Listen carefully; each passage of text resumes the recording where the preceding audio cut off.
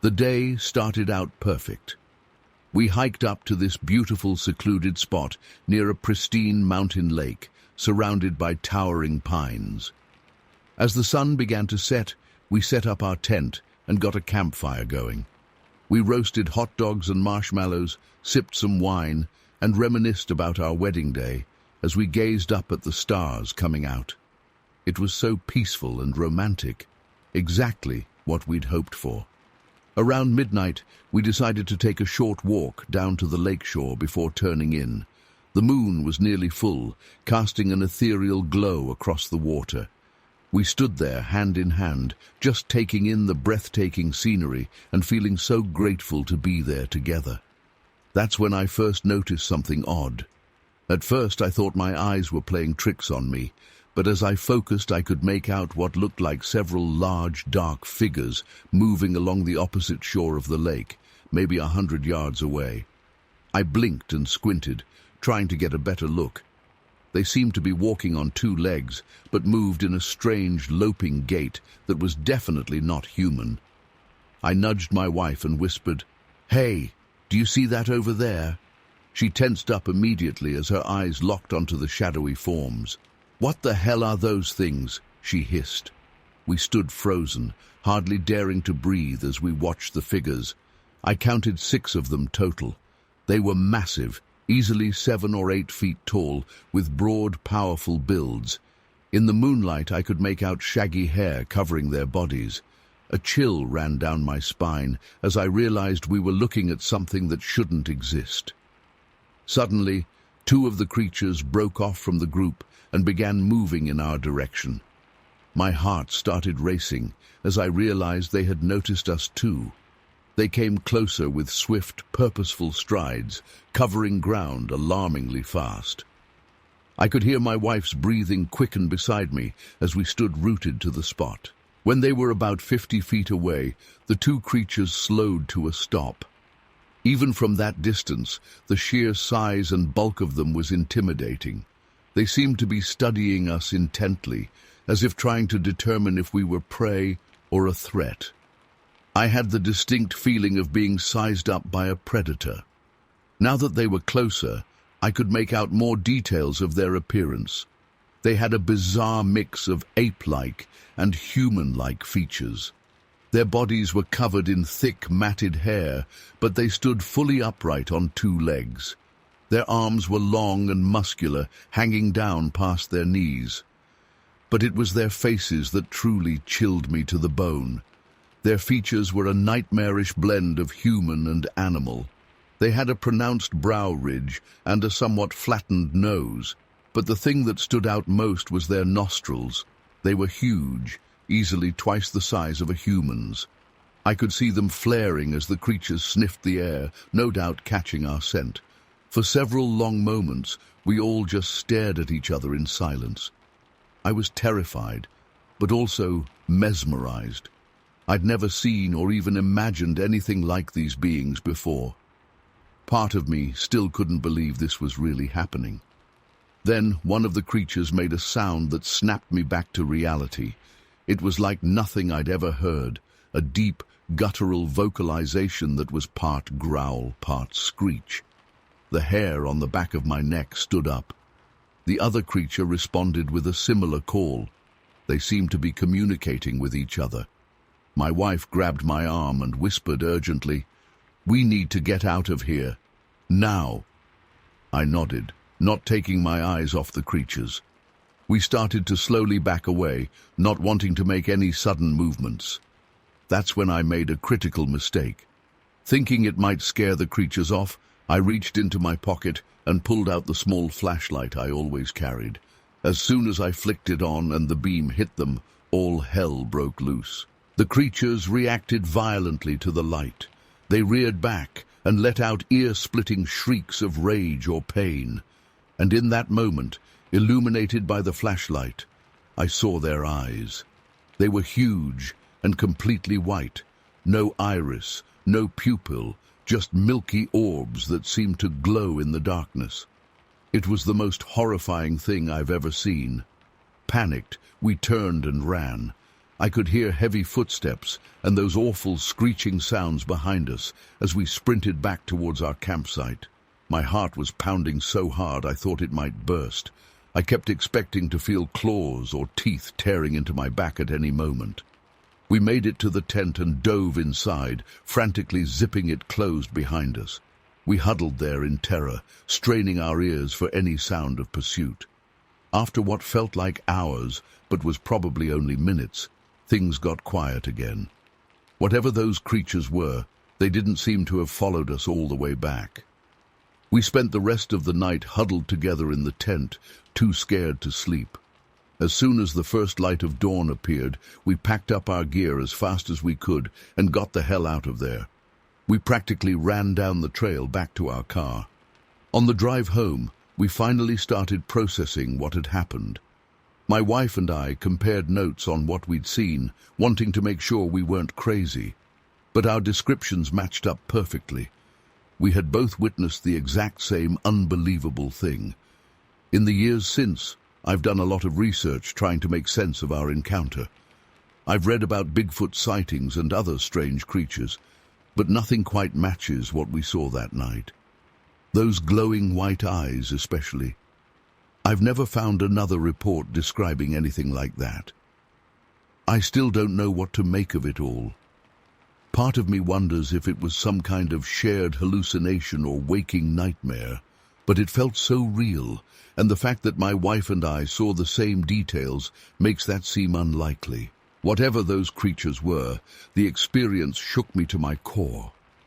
I haven't been camping since that night, and I still get nightmares sometimes about those inhuman eyes staring at me from the darkness. I don't know if I'll ever fully come to terms with what happened. I'm sharing this story now in hopes that someone out there might have had a similar experience, or maybe someone with more knowledge of cryptozoology or unexplained phenomena can shed some light on what we encountered. All I know is that there are things in this world beyond our understanding, and that night in Ashland opened my eyes to how strange and terrifying reality can truly be. Story 2. I was just a teenager back in the late 90s, living in small-town Indiana. My friends and I loved exploring the dense forests that surrounded our community. We'd spend countless weekends hiking, camping, and generally getting up to the kind of mischief-bored small-town kids do. But there was one weekend I'll never forget, the weekend that changed everything I thought I knew about the world. It was a crisp autumn day, leaves crunching under our feet as we made our way deeper into the woods. There were 5 of us, me, my best friend Jake, his girlfriend Melissa, and our buddies Chris and Tom. We were headed to this awesome cliff overlook we'd discovered a few weeks back. It had an incredible view of the valley below, perfect for watching the sunset. As we neared the cliff's edge, joking and shoving each other around, I suddenly felt the hairs on the back of my neck stand up. An eerie silence fell over the forest. The birds stopped chirping. The wind seemed to die down. It was like nature itself was holding its breath. That's when we heard it, a deep, guttural growl that echoed through the trees. We all froze, looking at each other with wide eyes. "What the hell was that?" Jake whispered. Before anyone could answer, there was a tremendous crash from the bushes to our left.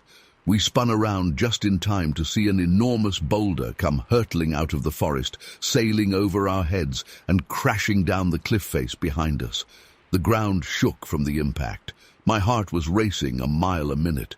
"Holy shit!" Chris yelled. "Let's get out of here!"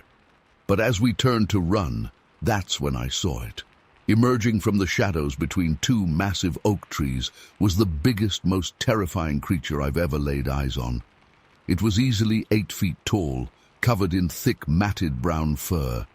Its face was a nightmarish mix of ape and man, a pronounced brow ridge, deep-set eyes, a wide, flat nose, and a mouth full of frighteningly human-like teeth.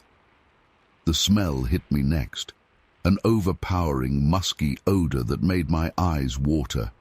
It was like wet dog mixed with rotting vegetation and something else I couldn't identify. I'll never forget that smell as long as I live. We were all frozen in terror, too shocked to even scream. The creature let out another bone-chilling roar, beating its massive fists against its chest. That's when I noticed something else. A smaller version of the beast, maybe 4 feet tall, cowering behind the larger one's legs. The little one seemed curious about us, peeking out from behind its protector. For a brief moment, our eyes met. There was an unsettling intelligence there, a spark of something almost human. It started to take a hesitant step towards us. Instantly, the larger creature's demeanor changed. It lunged forward, placing itself between us and the smaller one. The protective instinct was clear. This was a parent shielding its young.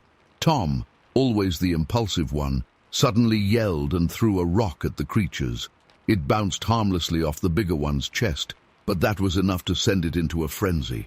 With shocking speed for something so large, it charged at us. We scattered, screaming and stumbling over ourselves in our panic to get away.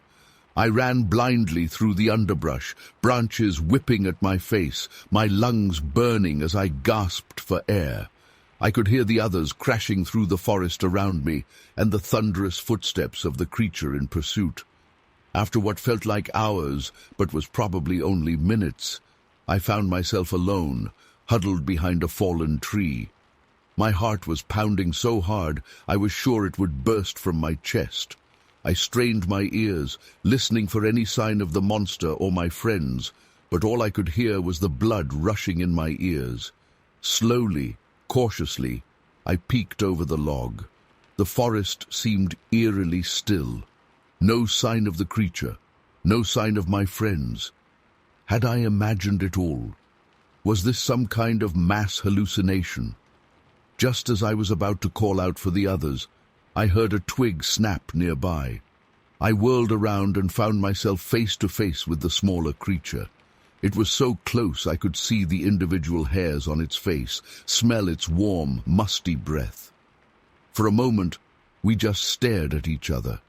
I was paralyzed with fear, but also struck by an overwhelming sense of curiosity, wonder. The intelligence in its eyes was undeniable. It reached out a hand towards me, its movements slow and deliberate.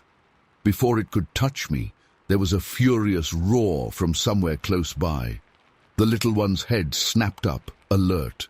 In the blink of an eye, the larger creature burst through the underbrush, scooped up the smaller one, and vanished back into the forest. The whole encounter lasted maybe 10 seconds, but it felt like an eternity. I sat there stunned, for I don't know how long. Eventually, I heard my friends calling my name. We regrouped, all of us shaken and struggling to process what we'd just experienced. We made our way back to town in a daze, each lost in our own thoughts. We tried to tell people what happened, but of course no one believed us. We were just a bunch of kids spinning wild tales, they said. But I know what I saw that day. I know it was real. I've spent years researching, trying to find answers. Bigfoot sightings, cryptozoology forums, you name it. I've never found a satisfactory explanation for what we encountered. But I know it's out there, somewhere in those Indiana woods. And sometimes, on quiet nights, I swear I can still hear that roar echoing in the distance. I don't go into those woods anymore. The memory of that day still haunts me. The raw power of that creature, the intelligence in its eyes, the protective fury it displayed, it was like nothing I've ever seen before or since. It challenged everything I thought I knew about the natural world. Sometimes I wonder about that smaller creature. Is it still out there? Has it grown to be as large and terrifying as its parent? Do they remember our encounter as vividly as I do? I've never told this story publicly before. My friends and I made a pact to keep it between us, fearing the ridicule and disbelief we'd face. But I can't keep it bottled up anymore. I need to know if anyone else has experienced something similar. I need to know I'm not crazy. So here I am, sharing my story with strangers on the internet. I don't expect you to believe me. Hell, there are days I'm not sure I believe it myself. But I know what I saw that day in the Indiana woods. and I'll never, ever forget it. Story 3. The day started out perfect. Clear blue skies, not a cloud in sight. We met our pilot, a friendly guy named Dave, and our tour guide, Jessica, at a small airfield just outside of Gatlinburg. As we lifted off, I remember feeling exhilarated. The views were absolutely breathtaking. Lush green forests stretching as far as the eye could see, with mist hanging in the valleys between the peaks. We'd been in the air for about 30 minutes when things took a strange turn. Dave was pointing out some landmarks to the east when he suddenly went quiet, mid-sentence. I noticed him squinting and leaning forward in his seat. "What the hell is that?" he muttered, more to himself than to us. Jessica leaned in to look where he was pointing. Her eyes went wide. "Oh my God," she whispered. Curious and a bit concerned, my wife and I peered out the windows, trying to see what had them so fixated. At first I didn't notice anything unusual, just more trees and mountains. But then I saw it. Nestled in a clearing between two peaks was what looked like a small village. But it wasn't like any village I'd ever seen before. The structures were crude, almost primitive looking, and moving around between them were, well, I'm still not sure how to describe them. They looked like people, but much larger and covered in thick, dark hair. My heart started racing. I blinked hard, sure I must be seeing things. But when I looked again, they were still there. I turned to my wife and saw the same shocked expression on her face that I'm sure was on mine. "Are those Bigfoots?" I heard myself ask, my voice sounding strangely distant. Jessica turned to us, her face pale. "We shouldn't be seeing this," she said quietly. "This isn't supposed to be here." Dave was already banking the helicopter, turning us away from the scene below. But in those few moments before we veered off, I managed to grab my camera and snap a few hurried photos. The rest of the flight passed in a blur. No one spoke much as we headed back to the airfield. When we landed, Dave and Jessica huddled together, talking in hushed, urgent tones. They kept glancing our way nervously. Finally, Jessica approached us. "Listen," she said, her voice low and serious. "What we saw today, it's not something we can talk about. For your own safety, I strongly advise you to forget it ever happened." I nodded, still in shock, but a part of me was already thinking about the photos I'd taken. Proof that what we'd seen was real. We went back to our hotel in a daze. That night, neither of us could sleep. We kept replaying the scene in our minds, trying to make sense of it. Were they really Bigfoot? Some unknown tribe of primitive humans? Or was there some other explanation we couldn't even fathom? The next morning, we were awakened by a knock at our door. Still groggy, I opened it to find 3 men in dark suits standing in the hallway. They didn't introduce themselves or show any identification. They just pushed past me into the room. "We need to talk about what you saw yesterday," one of them said. His tone was calm, but left no room for argument. Over the next hour, they grilled us about every detail of our helicopter ride. They were particularly interested in whether we'd taken any photos or video. At first, I tried to play dumb, but they seemed to know everything already.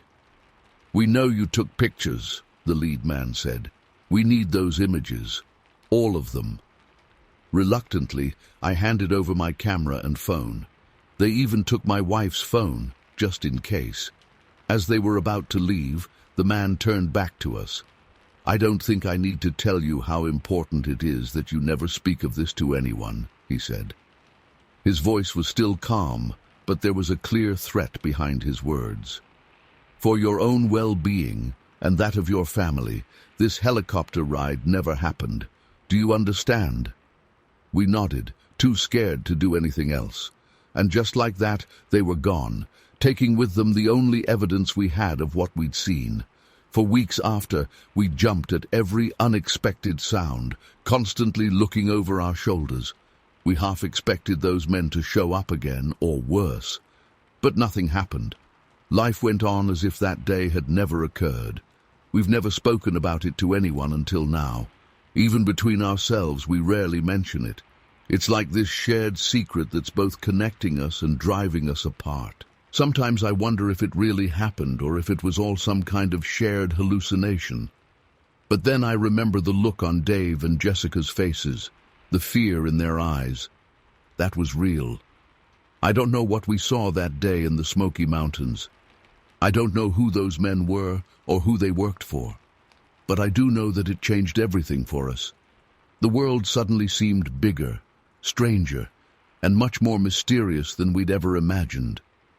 Sometimes when I'm alone, I find myself poring over maps of the Smoky Mountains, trying to pinpoint where we might have been when we saw that village. I've even thought about going back, trying to find it again. But then I remember those men, their veiled threats, and I know it's not worth the risk. So I'm left with this story, this experience that I can never fully explain or understand. I've carried it with me for years, this secret weighing on me. And now, finally sharing it, I feel both relieved and terrified. Part of me hopes that someone out there has had a similar experience, that I'm not alone in this. But another part hopes that this was a one-time thing, a glitch in the matrix, never to be repeated. I don't know if I'll ever have answers to what happened that day. But I do know that it opened my eyes to the possibility that there's so much more to this world than we realize. There are things out there, hidden away in the wild places, that defy explanation. And maybe, just maybe, it's better that they stay hidden. So if you're ever in the Smoky Mountains, and you're tempted to take that helicopter tour, just remember, you might see more than you bargained for, and some things once seen can never be unseen. Story 4. I was just 18 years old that summer of '86 when it happened. Me and 4 of my buddies from high school decided to go on one last camping trip together before we all headed off to different colleges in the fall. We chose a spot near a small lake in Delta County, Michigan. It was secluded and beautiful, the perfect place for some teenage adventures before we had to face the real world. We arrived at the campsite late in the afternoon on a warm July day. The air was thick with humidity and the buzzing of insects. As we set up our tents and gathered firewood, I remember feeling so carefree and excited for a fun night under the stars with my best friends. If only I had known the terror that awaited us in those woods. Everything seemed normal at first as night fell. We got a campfire going, roasted some hot dogs, and cracked open a few beers we'd managed to sneak along. We were laughing and joking around, rehashing old memories from high school and talking about our hopes for college. It was around 11 p.m. when things started to get weird. I was in the middle of telling a story when suddenly everyone got quiet and looked towards the tree line. "Did you guys hear that?" my friend Mike whispered. We all strained our ears, and then I heard it too, a strange, guttural vocalization coming from the darkness beyond our campsite. It was unlike anything I'd ever heard before. Not quite human, not quite animal, just wrong somehow. We nervously laughed it off at first, saying it was probably just a bear or something. But deep down, I think we all knew this was different. The sounds continued sporadically over the next hour, sometimes closer, sometimes further away. It was like whatever was making them was circling our camp, watching us. Around midnight, things escalated quickly. There was a loud crash from the bushes near my tent, like something big moving through the underbrush. We all jumped up, shining our flashlights towards the sound. I caught a glimpse of something large and dark slip behind a tree, but it was too quick to make out clearly. "What the fuck was that?" yelled Chris, his voice cracking with fear. Before anyone could answer, we heard heavy footsteps circling behind us. We spun around, hearts racing, but saw nothing in the pitch-black forest. That's when the screaming started. Not human screams, but something else. High-pitched wails mixed with deep, resonant howls that made my skin crawl. It seemed to be coming from all around us, like we were surrounded. I've never felt terror like that before or since. We huddled together by the fire, too scared to run to our tents or try to leave. None of us had brought any weapons. We were just dumb kids on a camping trip, totally unprepared for anything like this. All we could do was wait it out and pray whatever was out there didn't decide to attack. For the next 3 hours, pure hell descended on our little campsite.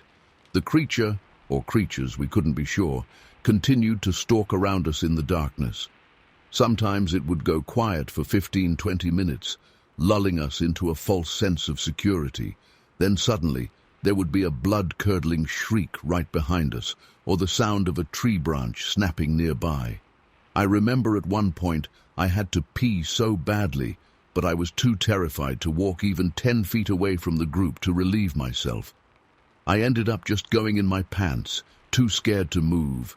Looking back, it seems silly, but in that moment the fear was all-consuming. We tried to rationalize what was happening.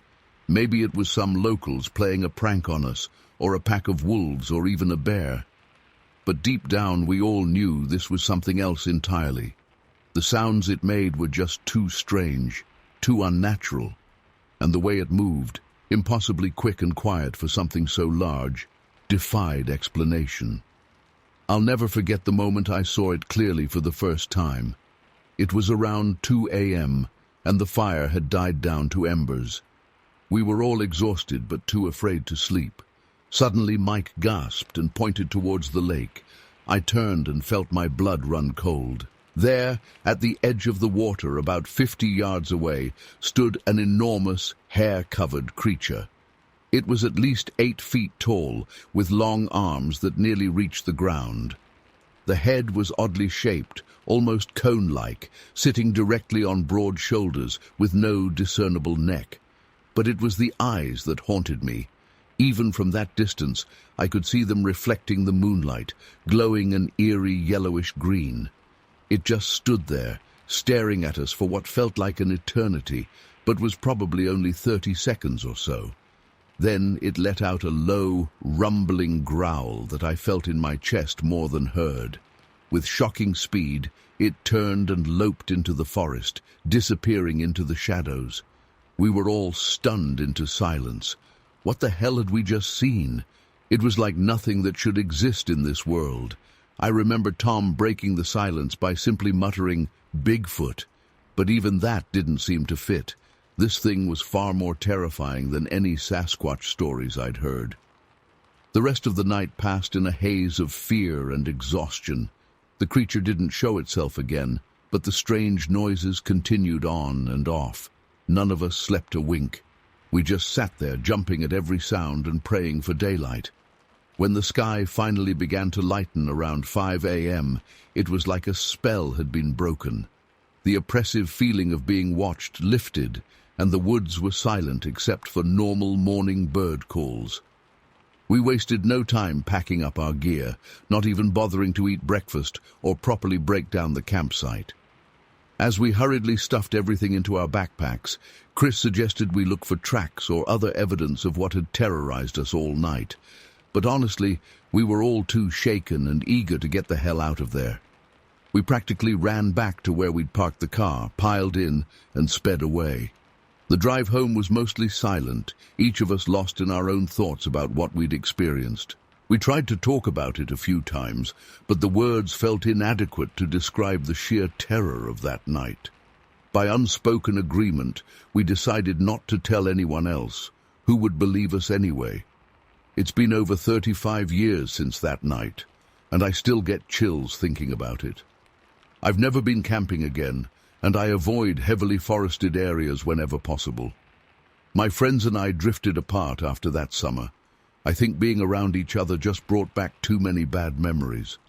I've spent countless hours researching similar encounters, trying to make sense of what happened to us, but nothing quite matches up. Whatever was in those woods that night, it wasn't a normal animal, and I'm not convinced it was simply a Bigfoot either. It was something darker, more sinister. To this day, I lie awake some nights wondering, What if it had decided to attack? What if we hadn't made it to morning?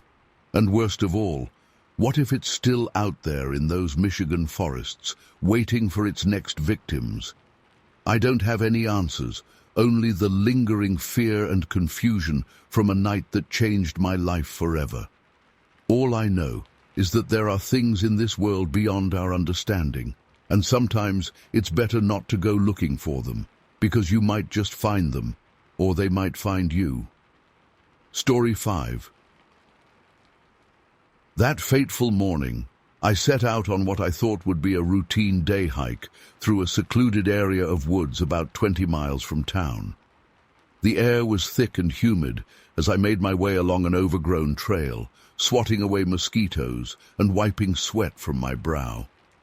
About 2 hours into my hike, I decided to take a break and refill my canteen at a small creek. As I knelt by the water, the hairs on the back of my neck suddenly stood up. I had the distinct feeling I was being watched. Slowly, I turned my head and scanned the trees behind me. At first, I saw nothing out of the ordinary, just the usual tangle of pine and birch. But then, a flicker of movement caught my eye. About 30 yards away, partially obscured behind a large oak, I spotted what looked like a man. He was short and stocky, maybe 5 feet tall, with dark, matted hair covering most of his body. His face was barely visible, but what I could see looked wrong somehow. The proportions were off, the features twisted and misshapen. I froze, unsure what to do. Was this some kind of hermit living out here in the woods? A lost hiker? Or something else entirely? After a tense moment, I called out, "Hello there, are you okay?" The figure didn't respond, but took a halting step forward into a shaft of sunlight. I gasped as I got a clearer look at him. This was no man. The creature's arms were unnaturally long, hanging down past its knees. Its skin was a sickly grayish color, and its eyes, God, its eyes. They were huge and pitch black, like empty sockets boring into me. Panic seized me and I scrambled to my feet, ready to bolt. But the creature was faster. With shocking speed, it charged straight at me, covering the distance between us in seconds. Up close, the stench of rotting meat and wet fur assaulted my nostrils. I caught a glimpse of yellowed fangs as it lunged for me with outstretched arms. Pure instinct took over, and I swung my heavy canteen, connecting solidly with the side of its head. The creature staggered back, momentarily stunned. Not wasting the opportunity, I turned and ran as fast as I could through the underbrush, branches whipping my face as I fled. I could hear it crashing through the woods behind me, gaining ground quickly. My heart was pounding so hard I thought it might burst.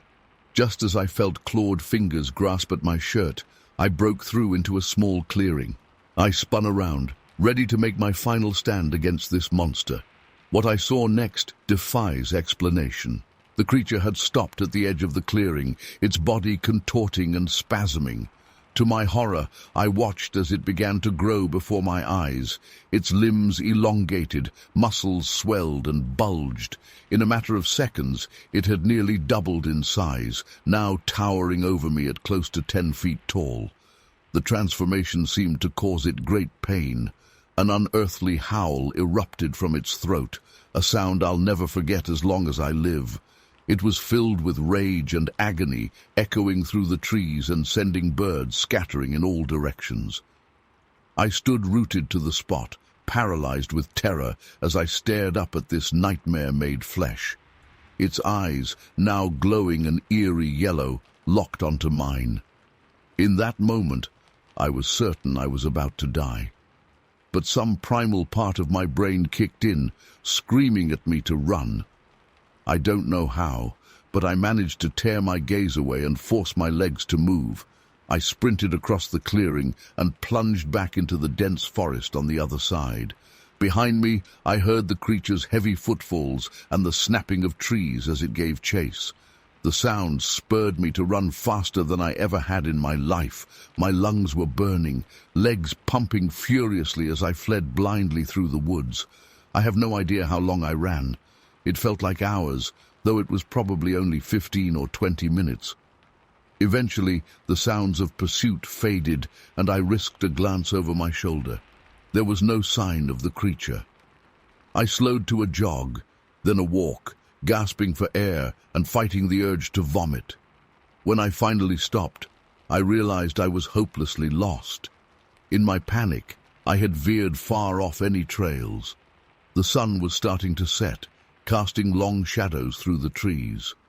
I was overcome with dread at the thought of being in these woods after dark.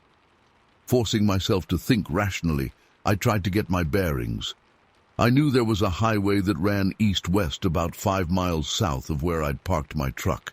If I could reach it, I'd be able to flag down help. So I set off in what I hoped was a southerly direction, constantly scanning my surroundings and jumping at every snapping twig or rustle of leaves. It was fully dark by the time I stumbled out onto the shoulder of the highway, scratched, bruised, and utterly exhausted. I must have looked like a madman to the couple who stopped to help me. They drove me to the nearest police station, where I gave a statement about getting lost in the woods. I said nothing about what I'd seen. Who would believe me? In the days that followed, I tried to convince myself it had all been some kind of hallucination brought on by dehydration or eating the wrong berries. But deep down, I knew the truth. The terror I felt was too visceral, the memories too vivid. I never went back to those woods again. In fact, I moved out of Minnesota altogether less than a month later. I couldn't bear to be anywhere near that place. For years, I had nightmares about glowing yellow eyes and that bone-chilling howl. Even now, 4 decades later, I break out in a cold sweat thinking about it. I've spent countless hours researching, trying to find any similar encounters or explanations for what I saw that day. But nothing quite fits. Was it some undiscovered species? A government experiment gone wrong? Or something beyond our current understanding of reality? I may never know the truth, but I'm certain of one thing. There are things in this world that defy explanation. Things that lurk in the shadows, just out of sight. And sometimes, if we're unlucky, we catch a glimpse of them. I only hope I never come face to face with that creature again. Story 6. I'll never forget that day in '82. It was supposed to be just another hunting trip with my old man, like we'd done 100 times before up in the Minnesota wilderness. But what I saw out there in those snowy woods, it still haunts me to this day. We'd driven up from Minneapolis that morning, my dad and I, loaded down with our gear and enough supplies to last us a few days at the cabin. It was late November, bitter cold already, but we were hoping to bag a nice buck before the season ended. As we pulled up the dirt road to the cabin, everything looked just like always. The familiar pines towering above us, a fresh blanket of snow covering the ground. We got settled in and decided to do a little scouting that afternoon, see if we could spot any promising signs for the next day's hunt. I remember crunching through the snow, my breath frosting in the air as we made our way deeper into the forest. It was so quiet out there, just the occasional creak of a branch in the wind. We'd been out for maybe an hour when I caught a glimpse of movement off to my right. At first, I thought it was just shadows playing tricks on my eyes. But then I saw it again, something big and dark moving between the trees about 50 yards away. My heart started racing. A bear, maybe? But the way it was moving, it didn't look quite right. I nudged my dad and pointed. He squinted in that direction but shook his head. He couldn't see anything. I kept my eyes locked on that spot, hardly daring to blink, and then it stepped into a clearing between 2 pines, and I saw it clear as day. It was massive, at least 7 feet tall, covered in dark, shaggy fur. But it wasn't a bear. It was standing upright on 2 legs. For a split second, I could make out the outline of broad shoulders, long arms, a vaguely human-like head. My brain couldn't process what I was seeing. It was like some nightmarish combination of man and ape. Before I could even open my mouth, the thing turned its head and looked right at me. I'll never forget those eyes, dark and glinting with a kind of alien intelligence. A jolt of primal fear shot through me. Every instinct in my body was screaming at me to run, but I was frozen in place, unable to move or speak. We locked eyes for what felt like an eternity, but was probably only a few seconds. And then, in a blur of movement, it turned and loped off into the trees, moving with a speed and agility that seemed impossible for something that size. Did you see that?" I finally managed to stammer out. My dad looked at me like I'd lost my mind. "See what? There's nothing out there but trees, son." I tried to explain what I'd seen, but the words sounded crazy even to my own ears. A giant, furry, man-like creature. He clearly thought I was pulling his leg or had let my imagination run wild, but I knew what I'd seen. It was burned into my memory with perfect clarity. We searched the area for any signs, tracks, broken branches, anything. But the snow was undisturbed. It was like the thing had never been there at all. We headed back to the cabin as the light was fading. I was on edge the whole way, jumping at every little sound. That night I barely slept a wink. I kept replaying the encounter in my mind, trying to make sense of it.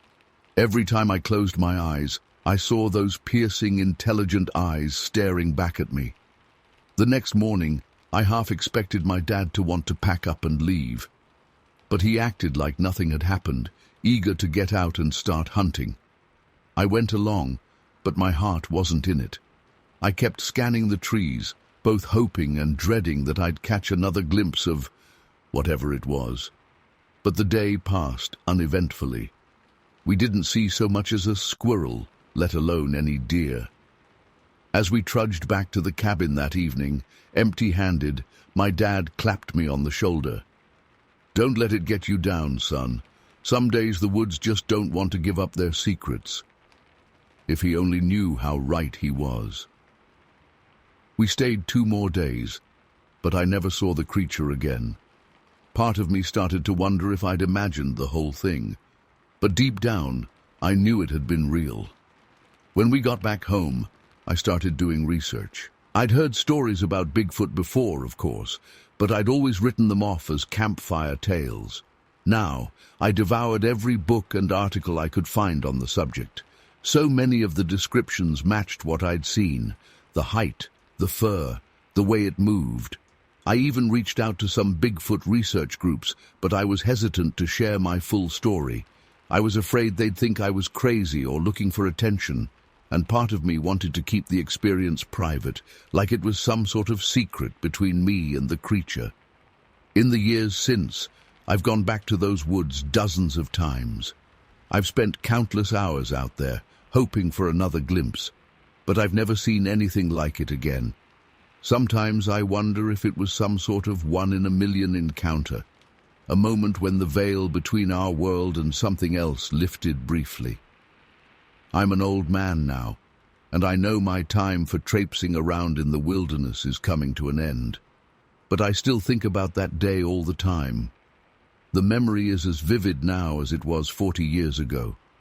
Those eyes, that impossible mix of animal and almost human features, it changed something in me. I've never been able to look at the world quite the same way since. Every time I'm in nature, I feel like there are secrets just beyond my perception, mysteries that we've barely begun to understand.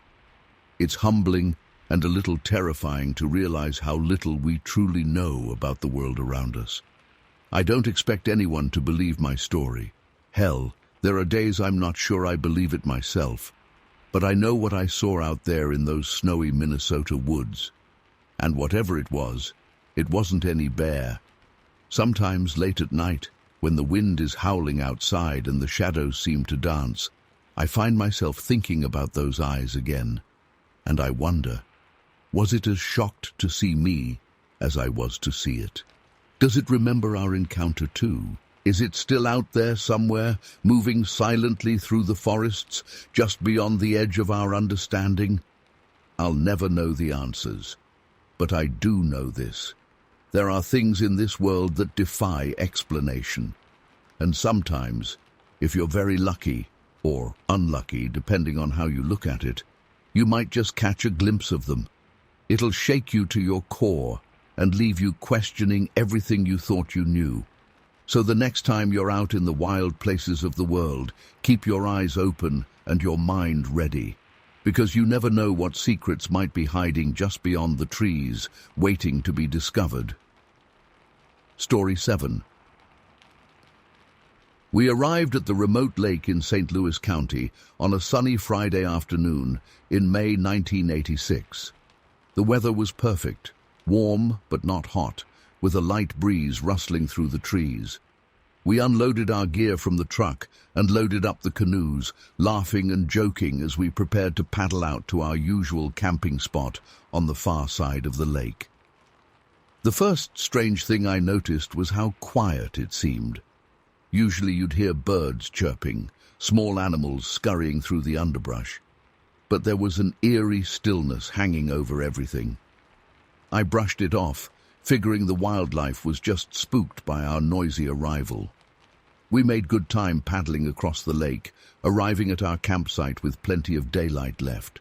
We set up the tents, gathered firewood, and cracked open some beers. As dusk settled in, we got a fire going and started grilling up the steaks we'd brought. Everything seemed normal, but I couldn't shake this nagging feeling that something was off. The shadows between the trees looked darker than usual. The snapping and popping of the fire made me jumpy. My buddy Mike noticed my unease. "You all right, man? You seem on edge." I forced a laugh.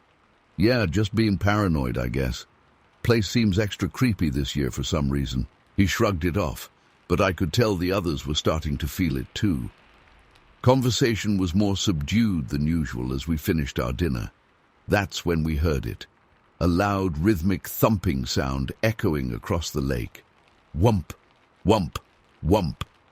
We all froze, looking at each other with wide eyes. "What the hell is that?" whispered John.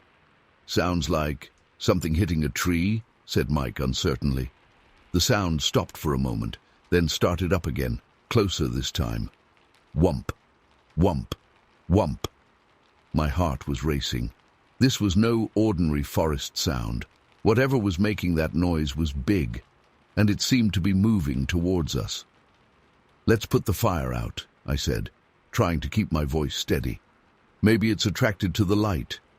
We quickly doused the flames, plunging our campsite into darkness.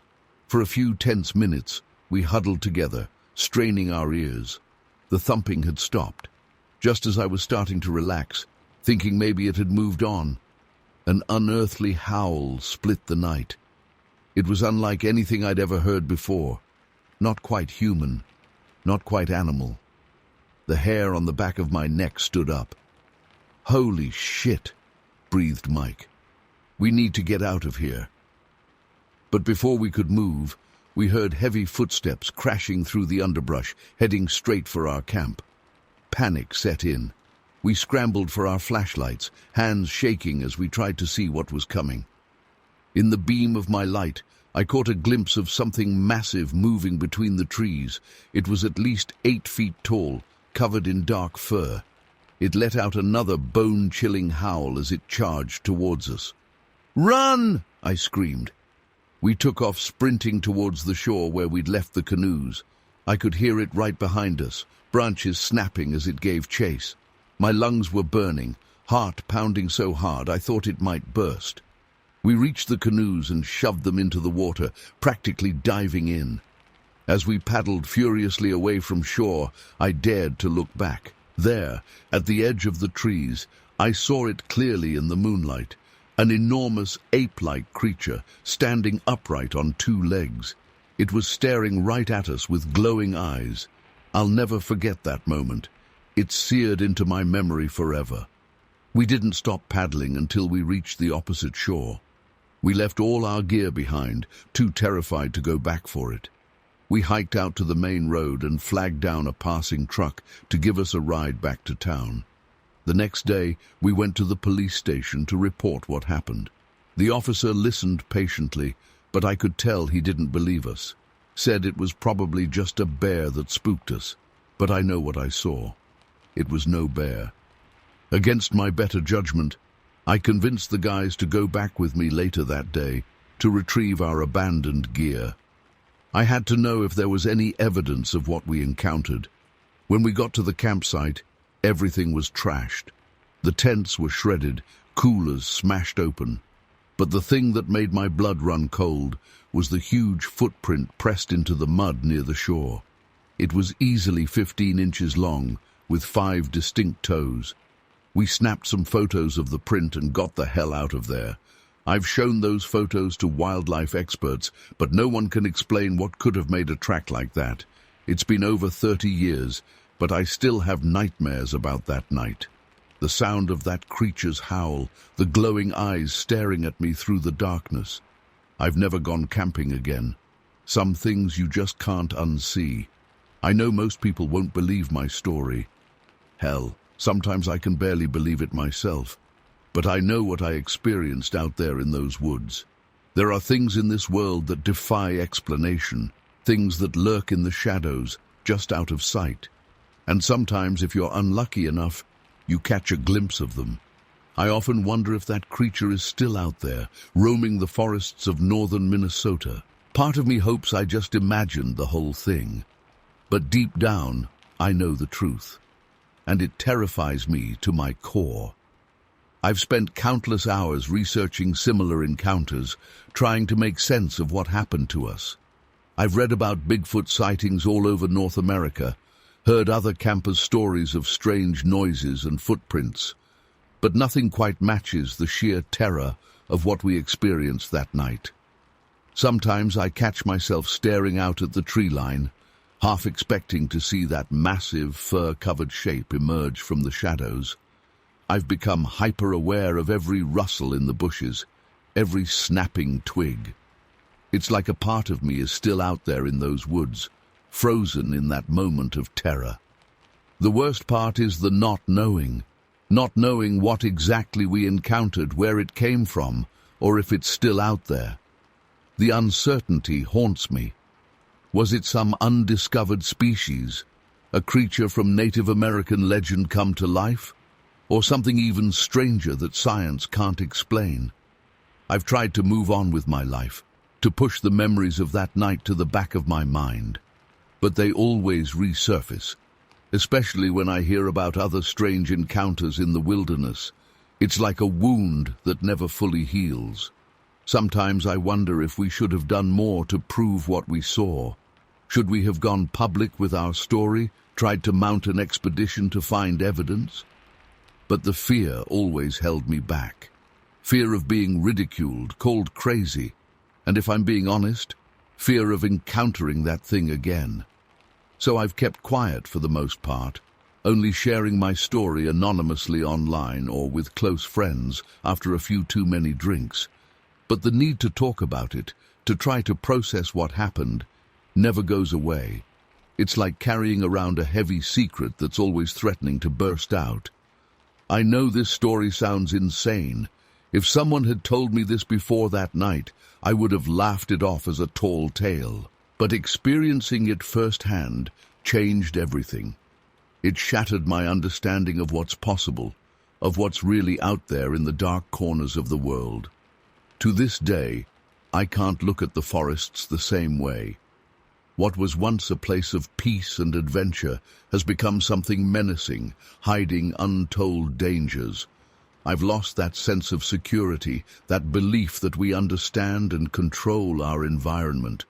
If you're reading this and scoffing, thinking it's just another made-up story, I don't blame you. I wish it was.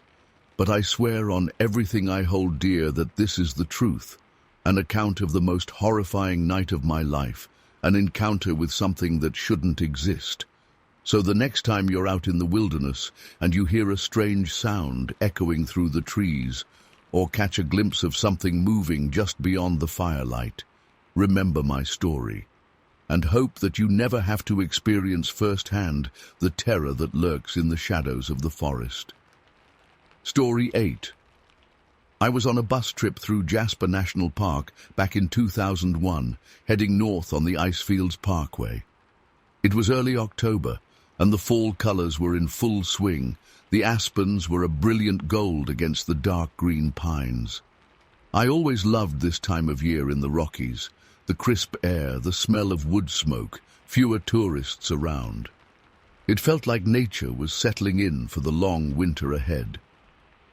I had the window seat on the right side of the bus, which gave me a perfect view of the stunning mountain scenery. We'd left Jasper Town about an hour earlier and were winding our way through the park. I remember gazing out at the dense forest, watching for wildlife. You never knew what you might spot. Elk, bighorn sheep, even the occasional bear if you were lucky. As we rounded a bend, something caught my eye at the tree line about 100 yards off the road. At first glance, I thought it was a bear standing up on its hind legs. That wasn't too unusual. Bears will often stand to get a better look or smell. But as we got closer, I realized this was no bear. This thing was massive, easily 8 or 9 feet tall. And the proportions were all wrong for a bear. It had long arms that hung down almost to its knees. The head seemed to sit directly on broad, sloping shoulders without much of a neck, and it was covered in dark, shaggy hair from head to toe. As the bus drew closer, I got a better look at its face. The features were oddly human-like, with deep-set eyes under a prominent brow ridge. The nose was broad and flat.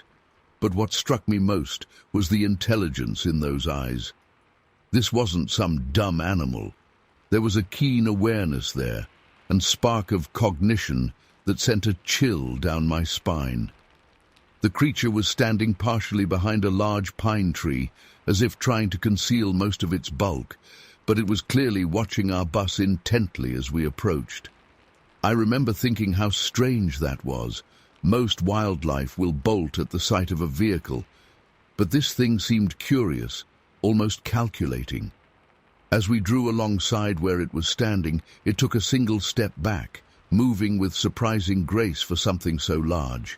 The movement was fluid, almost cat-like, nothing like the lumbering gait of a bear. In that moment, I knew with absolute certainty that I was looking at something unknown to science. I wanted to shout, to alert the other passengers, but I was frozen, my mouth dry, heart pounding in my chest. Before I could find my voice, we'd already passed by. I twisted in my seat, pressing my face to the window, desperate for one last glimpse. But the creature had melted back into the tree line, vanishing like a ghost. The whole encounter lasted maybe 15 seconds, but those seconds changed my life forever. I spent the rest of the trip in a daze, barely registering the spectacular scenery around me. My mind was stuck on replay, analyzing every detail of what I'd seen. When we stopped for lunch an hour later, I tried to talk to some of the other passengers. Did anyone else see that thing back there, in the trees? A few people gave me odd looks, but no one else had noticed anything unusual. I felt totally alone with my experience. That night at the hotel, I couldn't sleep. Every time I closed my eyes, I saw that face staring back at me. Those eyes that seemed too knowing, too aware. I kept wondering, what if it had stepped out onto the road? What if our bus had broken down in that spot? The thoughts made me shudder. Over the following days, I couldn't shake the memory of what I'd seen. It nagged at me constantly. I found myself poring over wildlife guides, trying to find some rational explanation, but nothing fit. No known animal matched what I'd witnessed. When I got home, I started researching in earnest. I discovered there was a whole community of people who had similar encounters in the Pacific Northwest and Western Canada. They called the creature Sasquatch, or Bigfoot. Reading their stories sent chills through me.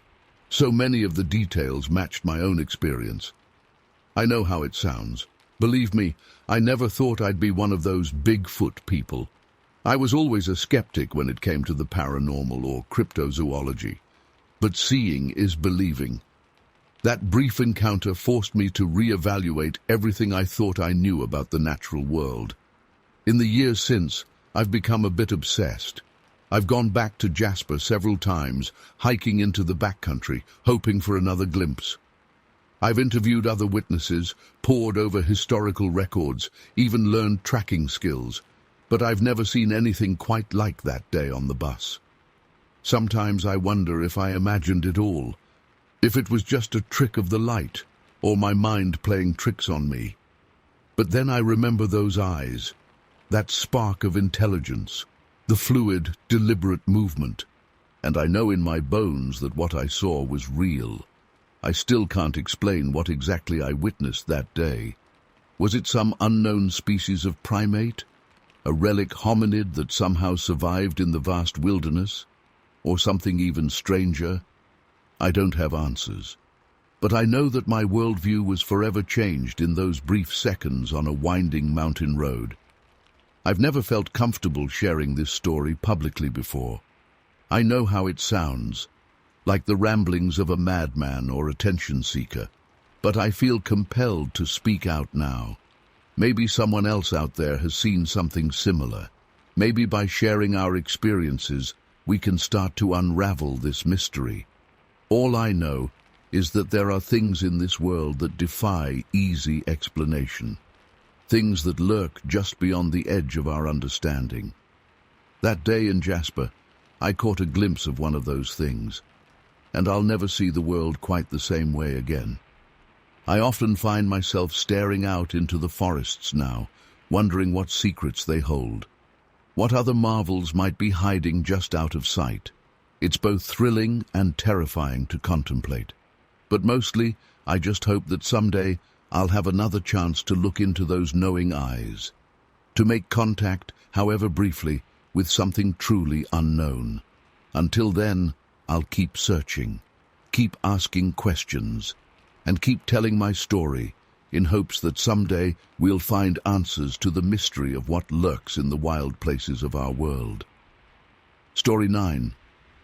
The first time was when I was about 8 years old. I was playing in the backyard of our family's cabin, right at the edge of the forest. It was a warm summer evening, and the sun was just starting to set, casting long shadows through the trees. I remember I was trying to build a fort out of sticks and leaves when I got that prickly feeling on the back of my neck like I was being watched. I looked up towards the tree line, and that's when I saw it. Standing there, partially obscured by the foliage, was this massive, hair-covered figure. It was only about 15 feet away from me. My breath caught in my throat as I took in its towering height. It had to be at least 8 feet tall.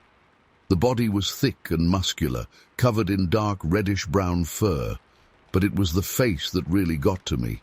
It looked almost human-like, with deep-set eyes that seemed to bore right through me. For a few heart-stopping seconds, we just stared at each other. I was frozen in place, unable to move or call out. Then it slowly took a step back, still watching me, and melted back into the shadows of the forest. As soon as it was gone, I bolted for the cabin, slamming the door behind me. I was hysterical, babbling to my parents about the big, hairy man in the woods. Of course, they didn't believe me. They assumed I'd just let my imagination run wild or seen a bear. But I knew what I'd seen was no bear. After that, I became obsessed with researching Bigfoot and Sasquatch sightings. I devoured every book and article I could find on the subject. Part of me hoped I'd see the creature again, while another part of me was terrified at the thought. As the years went by, I started to wonder if maybe I had imagined it after all. But then came the second encounter, when I was about 15. My family was camping deep in the peninsula, miles from the nearest town.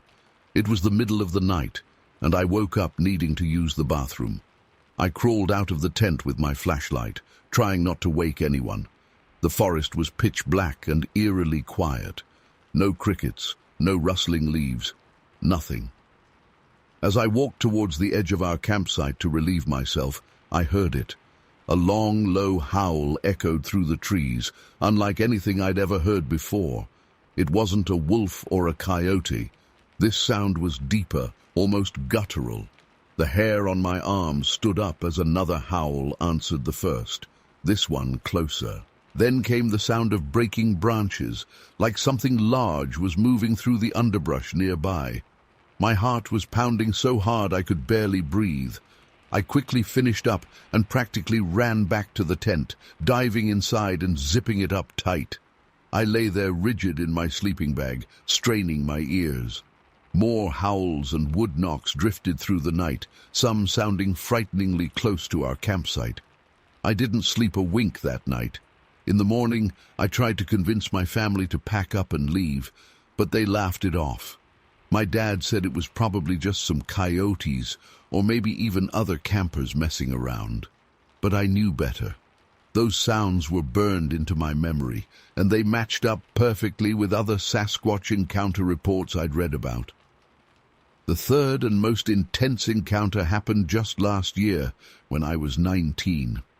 I'd moved into an old cabin way out in the boonies to work as a fire lookout for the summer. It was pretty isolated. The nearest neighbor was over 5 miles away. I loved the solitude and the chance to be surrounded by nature. But after a few weeks, strange things started happening. It began with finding massive footprints in the mud near the cabin. They were easily 15 inches long and 8 inches wide, with 5 distinct toes. No bear or known animal could have made prints that big. I took photos and measurements, my hands shaking the whole time. Then the night noises started. Powerful wood knocks that seemed to be some kind of communication, eerie howls and whoops echoing through the valley. Sometimes I'd hear bipedal footsteps crunching on the gravel outside, but when I'd shine my flashlight out the window, there was nothing there. One night I woke up to the sound of heavy breathing right outside my bedroom window. The hairs on the back of my neck stood up as I realized how close it was. Only the thin cabin wall separated us. I could hear snuffling noises, like it was sniffing the air. Then came a low, rumbling growl that vibrated through my whole body. I lay there paralyzed, barely daring to breathe. After what felt like hours, the breathing faded away as whatever it was moved off into the woods. The next morning, I found a clump of long, reddish-brown hair snagged on a nail by the window. It was coarse and wiry, definitely not from any local wildlife I knew of. I kept that hair sample, along with plaster casts I made of the footprints. But I've never shown them to anyone. Who would believe me? The encounters continued sporadically throughout that summer. Sometimes I'd catch glimpses of a large, hair-covered figure moving through the trees. Other times I'd find half-eaten berries or bent saplings that were signs of its presence.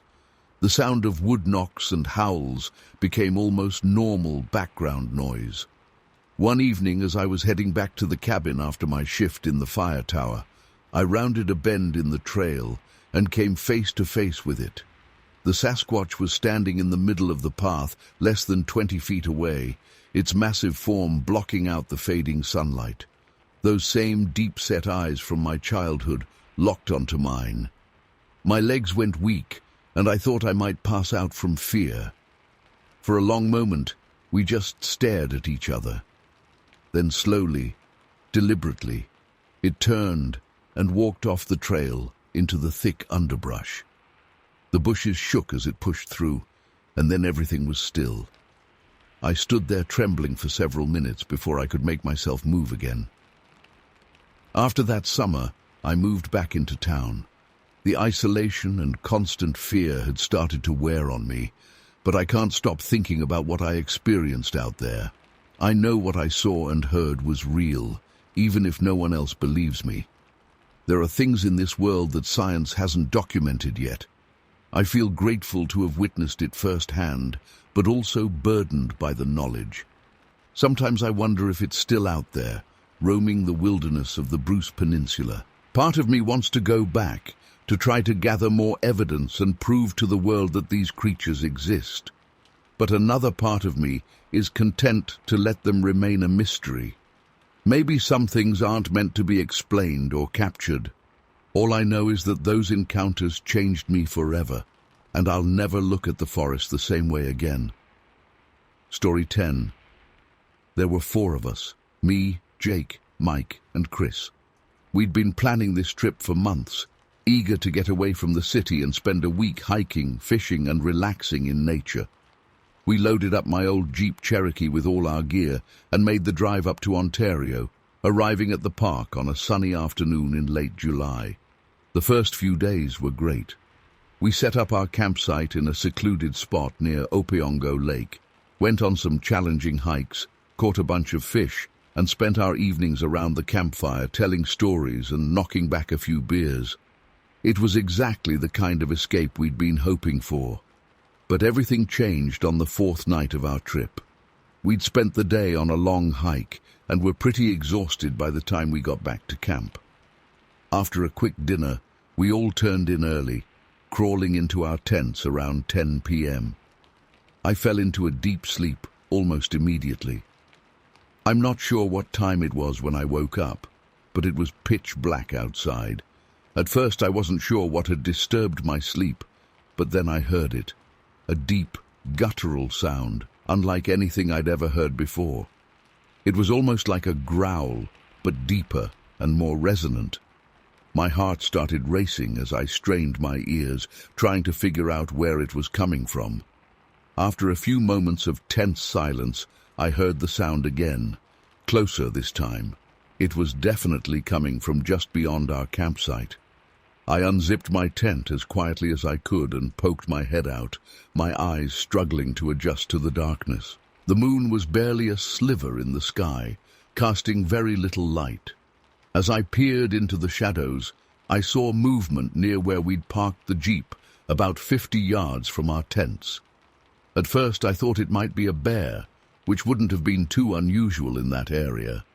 But as my eyes focused, I realized this was something much larger than any bear I'd ever seen. The creature was massive, at least 8 feet tall, and appeared to be standing on 2 legs. Its silhouette was vaguely humanoid, with long arms that hung down past its knees. In the dim light I could make out shaggy fur covering its body. I was frozen in place, my mind racing as I tried to process what I was seeing. This thing, whatever it was, didn't match any animal I knew of. As I watched in stunned silence, it moved closer to our vehicle, seeming to examine it curiously. Suddenly, a twig snapped loudly as the creature shifted its weight. The sound jolted me out of my daze, and I quickly ducked back into my tent, my heart pounding so hard I thought it might burst out of my chest. "Guys," I whispered urgently, "wake up! There's something out there." I heard rustling from the other tents as my friends stirred. Jake's voice came from the tent next to mine. "What? What's going on?" "There's some kind of creature by the Jeep," I said, trying to keep my voice low. "It's huge. I've never seen anything like it." Mike poked his head out of his tent. "Are you sure it's not just a bear?" he asked, skeptically. "No way," I insisted. "It's way bigger than a bear, and it's standing on 2 legs. By this point, Chris had woken up too. We all huddled at the entrance to our tents, peering out into the darkness. The creature was still there, its massive form unmistakable even in the shadows. "Holy shit," Jake breathed. "What the hell is that thing?" As if in response to his question, the creature suddenly turned towards us. Even from this distance I could see its eyes glinting in the darkness. They seemed to glow with an eerie reddish light. A chill ran down my spine as those eyes locked onto our campsite. For a long, tense moment, we all held our breath, not daring to move. Then, without warning, the creature let out a bone-chilling roar that seemed to shake the very ground. It was impossibly loud, echoing through the trees and sending flocks of birds scattering into the night sky. Panic set in immediately. We all scrambled out of our tents, fumbling for flashlights and anything we could use as a weapon. I managed to grab the hatchet we'd used to split firewood earlier. "Get to the Jeep!" I yelled, my voice cracking with fear. We sprinted towards the vehicle, our path illuminated by the erratic beams of our flashlights. I could hear heavy footsteps behind us, branches snapping as the creature gave chase. Jake reached the Jeep first, yanking open the driver's side door and diving in. The rest of us piled in after him, slamming the doors shut, just as a massive hairy arm swiped at the side of the vehicle. "Go, go, go!" Chris screamed from the back seat. Jake fumbled with the keys, his hands shaking so badly he could barely get them into the ignition. The engine roared to life just as the creature slammed into the side of the Jeep, rocking it violently. Through the windows, I caught a clearer glimpse of our attacker. Its face was eerily human-like, with a flat nose and dark, intelligent eyes, but the rest of it was pure monster, covered in reddish-brown fur, with hands that looked more like claws. Jake floored the accelerator, and we tore out of there, tires spinning on the dirt and gravel. In the rearview mirror, I saw the creature standing in the middle of the road, watching us leave. Its howl of frustration followed us as we sped away. We didn't stop driving until we reached the main park office, which was thankfully staffed 24/7. We burst in, all talking at once, trying to explain what had happened to the startled park ranger on duty. The ranger, a grizzled older man named Tom, listened to our frantic story with growing skepticism. "Boys," he said when we'd finished, "I've worked in this park for 30 years, and I've never heard of anything like what you're describing. Are you sure you weren't just spooked by a bear?" "It wasn't a goddamn bear," Jake snapped. "We know what we saw." Tom held up his hands placatingly. All right. Look, why don't you fellas get some rest here for the night? We've got some cots in the back. In the morning, I'll send a team out to check your campsite and see if we can find any evidence of this creature." We reluctantly agreed, too shaken to argue further. None of us got much sleep that night, jumping at every little sound and half expecting that thing to come crashing through the walls at any moment. The next morning, Tom and a couple other rangers drove us back to our campsite. Everything was exactly as we'd left it. Tents still standing, our gear strewn about. There were no signs of any large creature, no footprints or fur or anything that could corroborate our story. The rangers did a thorough search of the area, but found nothing out of the ordinary. Tom tried to reassure us, suggesting that maybe we'd seen a particularly large black bear standing up, and our frightened minds had blown it out of proportion. But I knew what I'd seen. We all did. That thing was no bear, and no known animal could explain what we encountered that night. We packed up our stuff and left Algonquin Park that day, our trip cut short by 3 days. The drive home was mostly silent, each of us lost in our own thoughts, trying to make sense of what had happened. In the years since, I've done a lot of research, trying to find any similar accounts or explanations for what we saw. I've come across stories of Bigfoot and other cryptids, but nothing quite matches our experience. Sometimes I wonder if we somehow stumbled upon something that wasn't supposed to exist, some kind of creature that's managed to stay hidden from the world. I haven't been camping since that trip, and I doubt I ever will again. The memory of those glowing eyes and that ear-splitting roar still haunts my dreams. I know most people probably won't believe this story, and that's okay. But I know what I saw that night in Algonquin Park, and it's changed the way I look at the world forever. There are things out there in the wilderness that defy explanation, and sometimes it's better not to go looking for them. Story 11. There were 5 of us total, me, my brother, and 3 of our closest friends. We'd grown up together in a small town in Washington state, bonding over our shared love of the outdoors. This was our 3rd year doing this trip, but we decided to venture further into the backcountry than ever before. The first few days were amazing. The scenery was breathtaking. Pristine lakes, towering evergreens, snow-capped mountains in the distance. We caught plenty of fish and even managed to take down a decent-sized deer on day 3. That night, we feasted on fresh venison steaks over the campfire, laughing and sharing stories late into the night. It was on the 4th night that things took a dark turn. We'd set up camp on the rocky shore of a small lake, tucked up against the tree line. I remember waking up suddenly in the middle of the night to a loud splash. At first I thought it was just a fish jumping, but then I heard another splash, bigger this time. I unzipped the tent flap and peered out into the darkness. The moonlight was reflecting off the lake, casting an eerie glow. As my eyes adjusted, I saw ripples spreading across the water's surface. Then, without warning, a massive rock came hurtling out of the forest and crashed into the lake about 20 feet from shore. The splash was enormous. I let out a yell that woke the others. We all scrambled out of our tents, utterly confused and more than a little freaked out. "What the hell was that?" my brother asked. Before I could answer, another boulder came flying through the air, this one landing on the shore with a sickening thud that shook the ground. We stood there paralyzed for a moment, trying to process what was happening. These weren't just pebbles being tossed around. These were massive rocks, easily 150–200 pounds. And they were being hurled with incredible force from somewhere in the pitch-black forest. Panic set in quickly. We all started shouting, grabbing flashlights, looking around wildly for the source. But all we could see were trees and more trees. The rock throwing continued sporadically for what felt like hours. Some splashed in the lake, others thudded into the ground around our campsite. One boulder missed my tent by mere inches. We were terrified to move, huddled together in the open, but also scared to take shelter in the flimsy tents. What if one of those boulders scored a direct hit?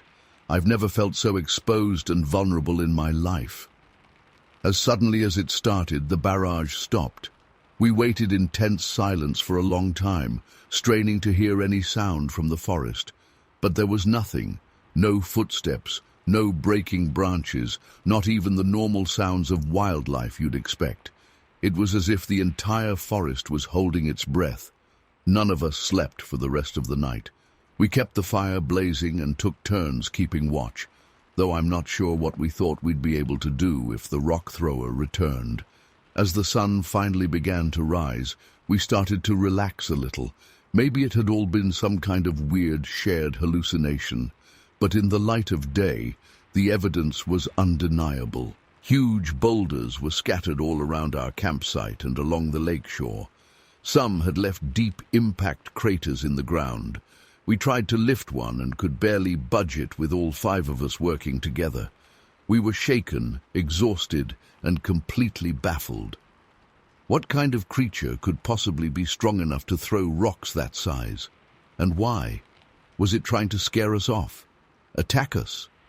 We debated whether to pack up and leave immediately, but we were at least 2 days of canoeing from the nearest town. Plus, the idea of being out on the water, exposed and unable to see what was on shore, was almost as terrifying as staying put. We decided to stay one more night and leave at first light the next day. We spent the day securing the campsite as best we could, gathering up smaller rocks to use as weapons if needed. We also moved our tents closer together and closer to the water, hoping to put some distance between us and the tree line. That night was tense but uneventful. We barely slept, jumping at every little sound. But there were no more rock-throwing incidents. As dawn broke, we started to feel a little silly. Maybe it had been some kind of freak weather phenomenon, or local kids playing an elaborate, dangerous prank. We tried to laugh it off as we packed up camp, eager to put the whole thing behind us. That's when we noticed something else was wrong. The deer we'd killed 2 days earlier, we'd hung most of the meat up in a tree to keep it safe from bears. But now it was gone. Not just fallen on the ground, but completely vanished. The rope had been snapped like it was thread. We searched the area but found no sign of the meat or any animal tracks. What we did find chilled me to the bone. About 50 yards into the forest, in a small clearing, the ground was flattened in a large circular area. The grass and underbrush looked like it had been pressed down by something massive, and right in the center was a giant humanoid footprint. It had to be at least 20 inches long. I'd always scoffed at Bigfoot stories. I'm not a superstitious person, and I don't believe in monsters. But standing there, looking at that impossible footprint, I felt my entire worldview crumbling. What else could explain everything we'd experienced? We got out of there fast after that, practically sprinting back to our canoes. The 2-day journey back to civilization was a blur of paranoia and hushed conversations. We kept imagining we heard heavy footsteps following us or saw dark shapes moving through the trees. It's been years now, but I still have nightmares about those flying boulders and that massive footprint. I've never gone back to those woods, and I don't think I ever will. My friends and I don't talk about it much.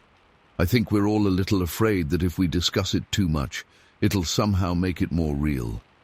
I'm not asking anyone to believe me. Hell, most days I'm not sure I believe it myself. But I know what I saw, what I experienced. Something impossible happened out there in the wilderness of British Columbia. Something that defies explanation. And sometimes late at night when I can't sleep, I find myself wondering, is it still out there? And what would happen if it ever decided to leave the forest and venture into the world of men? Story 12. I've never been one to believe in the paranormal or cryptids.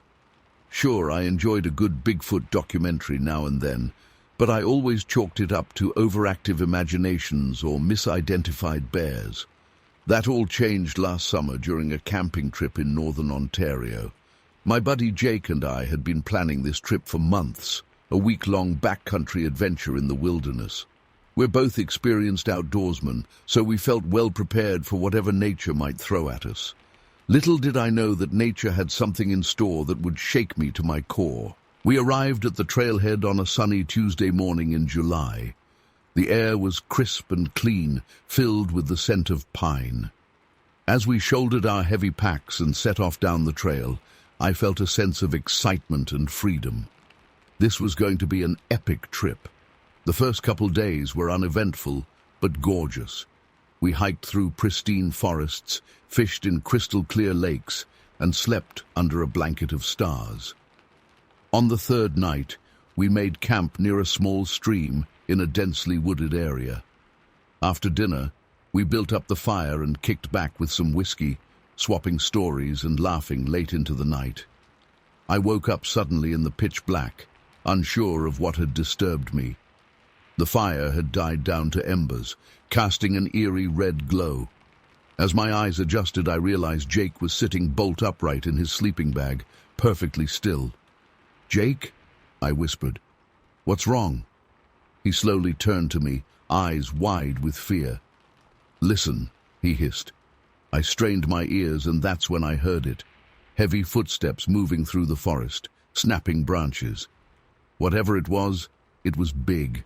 Really big, and it was circling our campsite. My heart started racing. A bear? But the footsteps sounded almost bipedal. 2 legs, not 4. I fumbled for my flashlight with shaking hands. Suddenly, there was a deep, guttural vocalization unlike anything I'd ever heard before.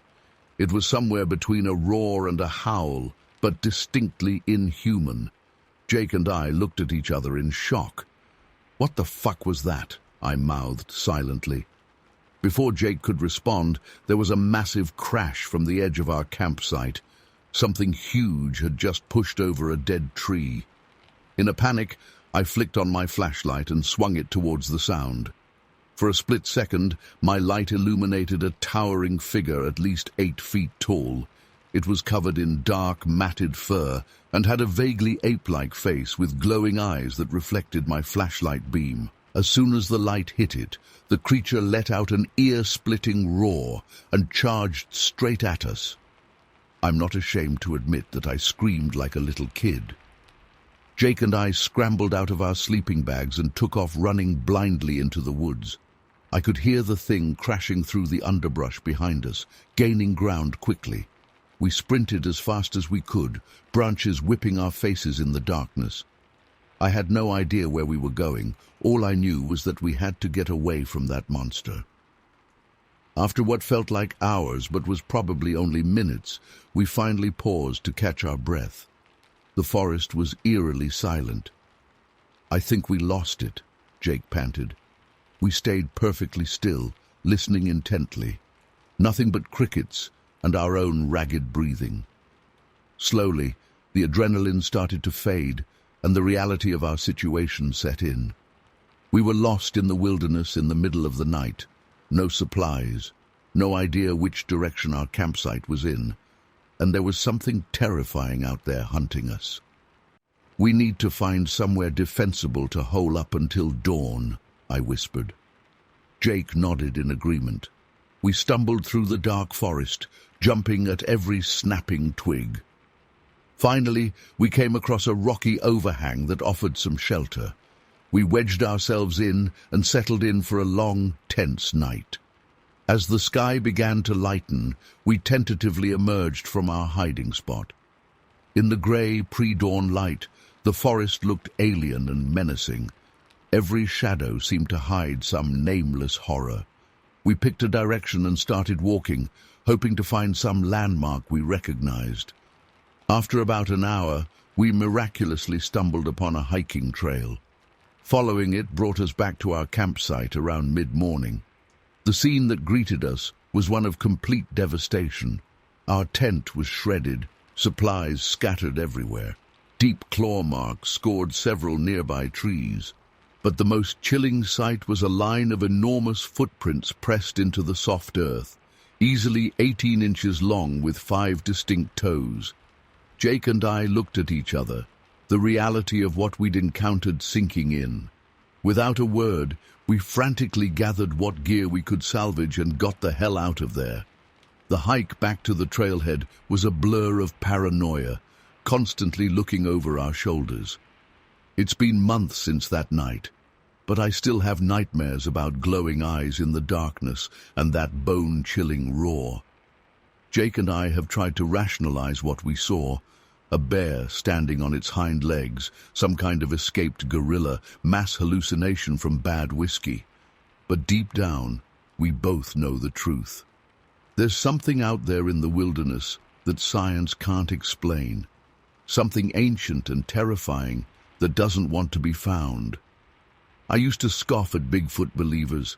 Now I lie awake at night wondering what other monsters might be hiding in the shadows, just waiting to be discovered. The world suddenly seems a whole lot bigger and scarier than I ever imagined. I know this sounds crazy. Hell, I'm not even sure I believe it myself some days. But I know what I saw out there, and I'll never look at the woods the same way again. This experience in Ontario was just the beginning. A few months later, I had another encounter while on a work trip to Manitoba that left me even more shaken. I was driving back to Winnipeg late one night after visiting a remote job site. The lonely 2-lane highway stretched endlessly through dark forests. I was exhausted and looking forward to getting back to my hotel. Rounding a curve, my headlights suddenly illuminated a massive, fur-covered figure standing in the middle of the road. I slammed on the brakes, tires screeching. The creature turned, and I got a clear look at its face, distinctly ape-like, but with an uncannily human intelligence in its eyes. For a moment, we just stared at each other. Then it let out a low growl and loped off into the woods with incredible speed. I sat there shaking, knowing I'd just seen the same type of creature from my Ontario camping trip. The final straw came during a hike in the Alberta Rockies last month. I was on a day hike, enjoying the mountain scenery, when I heard what sounded like wood knocking in a distinct rhythm. Curious, I moved towards the sound. As I pushed through some bushes, I froze in shock. About 50 yards away stood not one, but 3 of the creatures. A huge male, a smaller female, and what looked like a juvenile. They seemed to be using crude tools to dig for roots or grubs. The male spotted me and let out a warning bark. The family group quickly melted into the forest, but not before I got a good look at them. The same matted fur, massive builds, and eerie human-like faces I'd seen before. I'm not sure what to do with these experiences. Part of me wants to tell the world, to force science to acknowledge these creatures. But a bigger part of me is terrified of going public. What if no one believes me? What if I'm labeled a kook? Or worse, what if people do believe and start hunting these beings? For now, I'm keeping quiet and trying to process what I've seen. But I know the truth. There's an undiscovered species out there, intelligent, powerful, and hidden in the most remote wilderness. I just hope they stay hidden, because I'm not sure humanity is ready to face what's lurking in the shadows of the forest. Story 13. It was a cool fall evening, and I decided to take a walk in the fields near my trailer to clear my head. The sun was just starting to set, casting long shadows across the overgrown grass. I remember the crunch of dry leaves under my feet as I made my way along an old tractor path. That's when I heard it, a sound that made my blood run cold. It was a scream, but not like anything I'd ever heard before. It was impossibly loud, echoing across the fields. My first thought was that it must be some kind of animal in distress, but it didn't sound like any creature I knew. It was almost human, but distorted and guttural. I froze in my tracks, every hair on my body standing on end. My heart was pounding so hard I could hear it in my ears. For a long moment, there was total silence. Then I heard it again, closer this time. That's when the fear really hit me. Whatever had made that sound was nearby, and it was big. I turned and started sprinting back towards my trailer as fast as my legs could carry me. I could hear heavy footsteps behind me, crunching through the underbrush. They were gaining on me. I've never run so fast in my life. I felt like my lungs were going to burst. I practically fell through the door of my trailer, slamming it shut behind me. My hands were shaking so bad I could barely turn the lock. I grabbed my guns. I had 3 of them, a shotgun and 2 rifles. I always kept them loaded just in case. Living alone out there, you never know what might happen. For what felt like hours, I sat there in the dark, clutching my guns and listening. The footsteps had stopped, but I could hear something moving around outside, heavy breathing, like a large animal panting. But there was something off about it, too rhythmic, almost mechanical. I was scared out of my mind, but a part of me needed to know what was out there. I crept to the window and peered out. The moon was bright that night, casting silvery light across the field. I could see the grass moving, like something big was pushing through it. But I couldn't make out a clear shape. That's when I lost it. I started firing, emptying round after round into the darkness. The sound was deafening in the small trailer. I kept reloading and firing until I'd gone through over 250 rounds. My ears were ringing, and the air was thick with gun smoke. When I finally stopped, panting and trembling, I listened. The breathing was still there, completely unaffected by my barrage. If anything, it sounded closer now. I was out of ammo, out of options. All I could do was wait. The rest of the night passed in a haze of terror. I didn't sleep a wink, just sat there staring at the door, jumping at every little sound. As the sky started to lighten, the breathing finally faded away. When I worked up the courage to go outside the next morning, I found a large area of flattened grass near my trailer. The ground was torn up, like something heavy had been pacing back and forth. But there were no distinct footprints, no blood from my hundreds of shots fired. Just that flattened area and an overwhelming sense of wrongness. I packed up and left that trailer the same day. Couldn't stand to be there another night.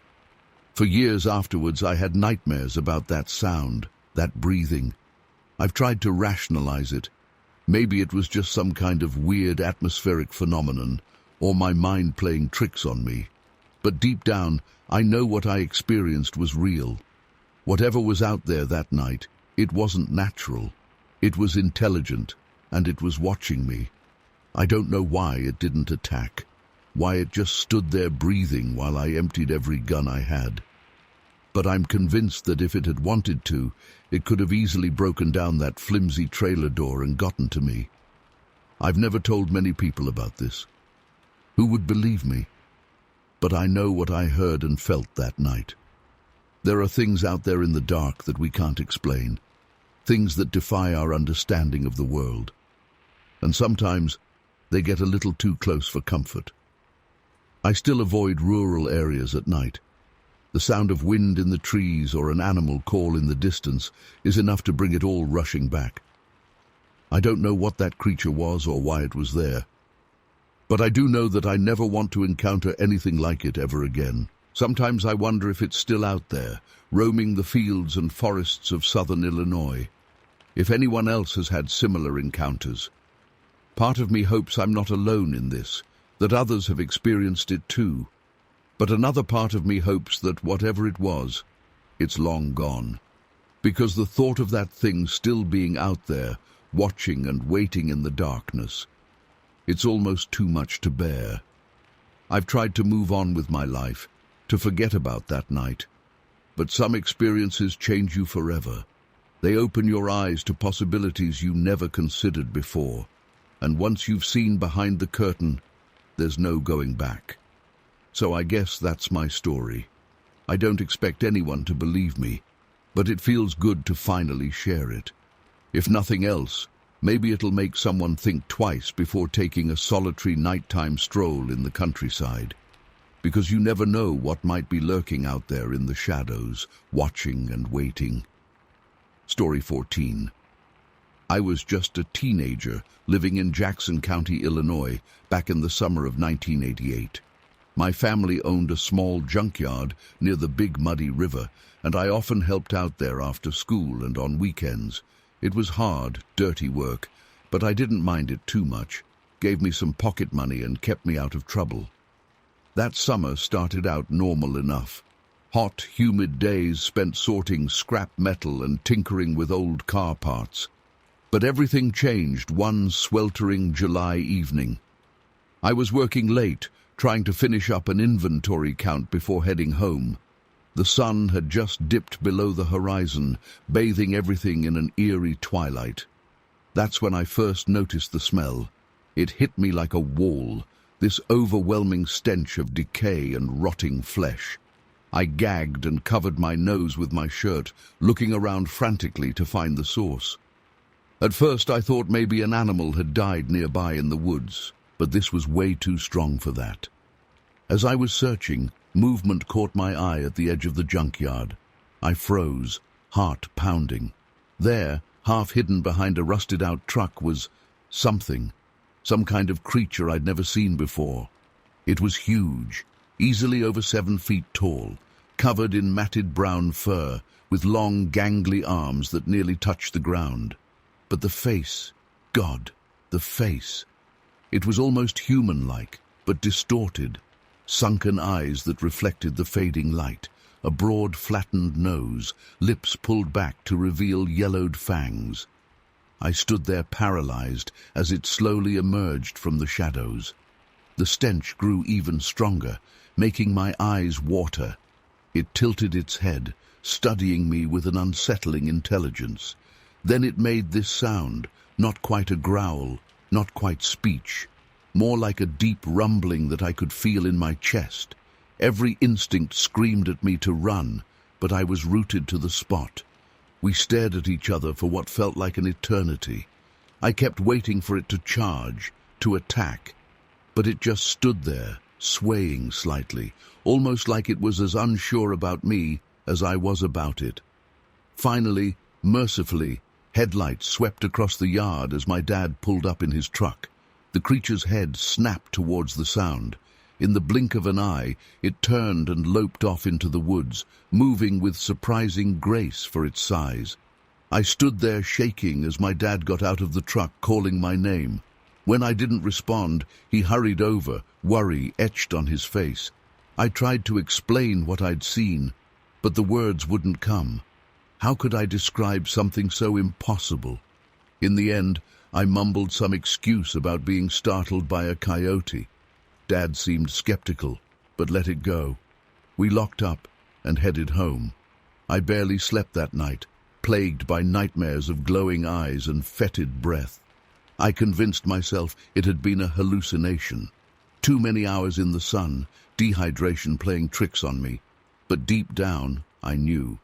I knew what I'd seen was real. Over the next few weeks, I heard whispers around town. Other people reporting strange sightings, inexplicable noises in the night, always accompanied by that horrific stench. They started calling it the Big Muddy Monster. I kept my mouth shut, not wanting people to think I was crazy, but I started carrying a heavy flashlight with me at the junkyard, jumping at every little sound. About a month after my encounter, I had to stay late again to help Dad with a big delivery. As night fell, that familiar odor began to permeate the air. My blood ran cold. I edged closer to Dad, wanting to warn him, but not knowing how. That's when we both heard it. Heavy footsteps crunching through the underbrush, coming closer. Dad frowned, reaching for the shotgun he kept in the truck. "Probably just a bear," he muttered. But I could see the fear in his eyes. He knew this was something else. The creature emerged into the clearing much like before, but this time there was no hesitation. It strode purposefully towards us, that bone-chilling rumble emanating from its chest. Dad raised the shotgun, hands shaking. "Get back!" he yelled. But the monster kept coming. Just as Dad was about to fire, I did something incredibly stupid. I stepped forward, arms raised. "Wait!" I called out. To the creature or to my father, I'm not sure. Miraculously, they both stopped. The monster tilted its head again, regarding me curiously. I forced myself to meet its gaze, fighting every urge to run, screaming. "We don't want any trouble," I said, voice quavering. Just go back to the woods. Please." For a long moment, nothing happened. Then, to my utter amazement, the creature nodded. Actually nodded, like it understood. It backed away slowly, never taking its eyes off us. When it reached the tree line, it turned and vanished into the shadows. Dad lowered the gun, mouth agape. "What in God's name was that?" he whispered. I shook my head, still not believing what had just happened. "I don't know, Dad, but I don't think it wants to hurt us." We stood there in silence for a while, processing. Finally, Dad sighed and put his arm around my shoulders. "Let's go home, son. I think we've had enough excitement for one night." As we drove home, I couldn't shake the feeling that this was just the beginning, that somehow my life had become inexorably intertwined with this mysterious creature. Over the years, I've heard dozens more stories about the Big Muddy Monster. Some claim it's just a bear or an escaped gorilla. Others swear it's something supernatural. Me? I'm not sure what to believe anymore. All I know is what I saw that summer. Something that defied explanation, that walked the line between animal and man. I still help out at the junkyard sometimes, and every now and then I catch a whiff of that unmistakable odor on the breeze. A reminder that there are still mysteries in this world, things beyond our understanding. I've never seen the creature again, not clearly at least, but sometimes on quiet nights, I swear I can hear that low rumble echoing through the trees. And I wonder if it's out there still, watching, waiting. For what, I don't know. But I can't shake the feeling that our paths will cross again someday. And when they do, I hope I'm ready. Story 15. I still remember that day in September 1985 like it was yesterday. My buddy Dave and I had decided to go arrowhead hunting in an old cornfield out in Henderson County. We'd heard rumors that Native American artifacts could sometimes be found in that area, so we figured it was worth checking out. It was a crisp fall morning when we arrived at the field. The corn stalks had already been harvested, leaving behind dry, crunchy stalks and debris scattered across the uneven ground. As we started our search, walking slowly and scanning the dirt for any signs of flint or stone tools, I felt a sense of peaceful focus settle over me. There's something meditative about that kind of methodical searching. We'd been at it for maybe an hour or so when I happened to glance up and noticed what looked like a dead tree stump near the edge of the field, maybe 50 yards away. I didn't think much of it at first. Old fields like that often have some dead trees or leftover stumps, but as I went back to searching the ground, something kept nagging at me about that stump. It just looked off somehow. I straightened up again to take another look, and that's when a chill ran down my spine. The stump seemed to be observing us. I know how crazy that sounds, but I swear it felt like it was aware of our presence. As I stared, trying to make sense of what I was seeing, the shape suddenly vanished. Just like that. There 1 second, gone the next. My heart started racing, and I felt the hairs on the back of my neck stand up. "Dave," I called out, my voice sounding strained even to my own ears. "Did you see that?" Dave looked up from where he was crouched, examining something on the ground. "See what?" I pointed towards where the stump had been. "Over there. There was this weird tree stump thing, but it disappeared." Dave squinted in the direction I was pointing. "I don't see anything, man. You sure you're not just seeing things?" I shook my head firmly. "No way. I know what I saw. It was there, watching us, and then it just wasn't." Dave gave me a skeptical look, but must have seen how shaken up I was because he suggested we go check it out. As we made our way across the field, I couldn't shake the feeling of being watched. My eyes kept darting around, searching for any sign of movement, but the field looked empty and still. When we reached the spot where I'd seen the stump, there was nothing there. No marks on the ground, no broken vegetation, nothing to indicate anything had been standing in that spot. Dave started to say something about how I must have imagined it, but then he suddenly went quiet and tense. "Do you feel that?" he whispered. I nodded, not trusting my voice.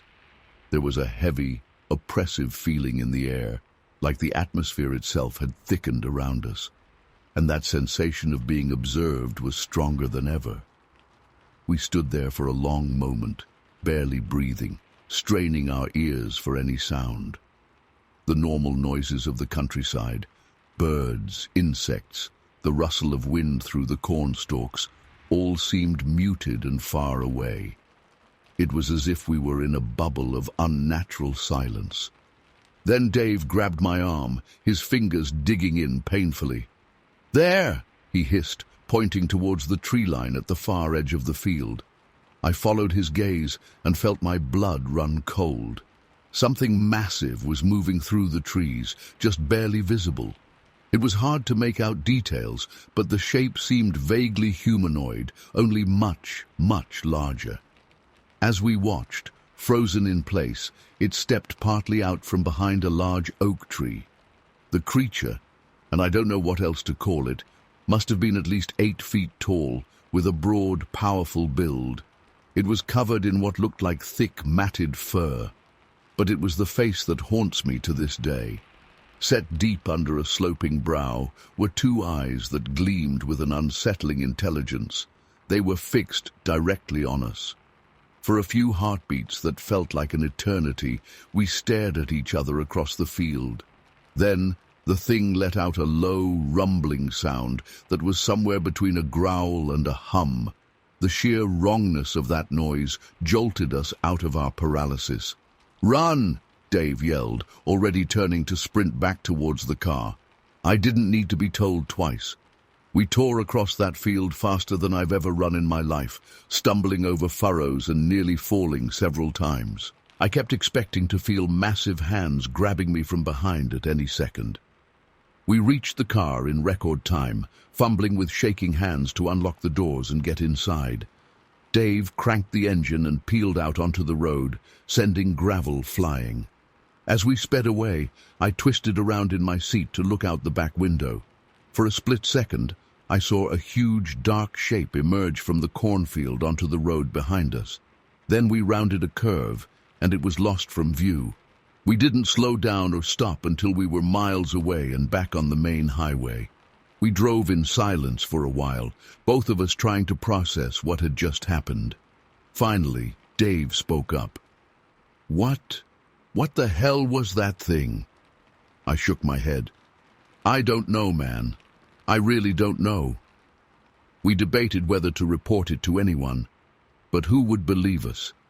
In the end, we decided to keep it to ourselves. But we made a pact to never go back to that field again. It's been over 35 years now, and I've never told anyone else about what happened that day. Sometimes I try to convince myself it was just some kind of shared hallucination or misunderstanding. But then I remember those intelligent eyes staring at me from an impossible face, and that bone-deep certainty of being hunted by something not of this world. And I know, with absolute conviction, that what we encountered out there was real. I still have nightmares sometimes. I'll be back in that cornfield, feeling those eyes on me, hearing that inhuman growl. I wake up in a cold sweat, half expecting to see a massive, fur-covered figure looming over my bed. Dave and I don't talk about it anymore. We drifted apart over the years, like old friends often do. But every once in a while, I'll get a late-night phone call from him. He never says much, just asks if I'm doing okay. I know he's checking to make sure that thing hasn't come for either of us. So far, it hasn't. But I can't shake the feeling that someday, somehow, we'll cross paths with it again. And next time, we might not be lucky enough to escape. I don't go arrowhead hunting anymore.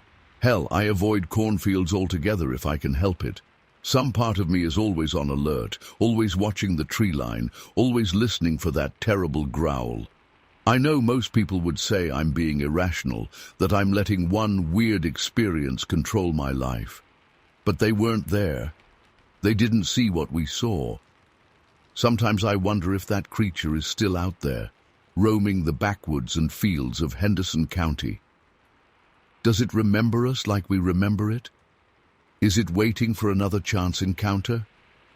I try not to dwell on these thoughts too much, but on quiet nights, when the wind rustles through the trees outside my window, I can't help but imagine those eyes watching me from the darkness, patient and hungry.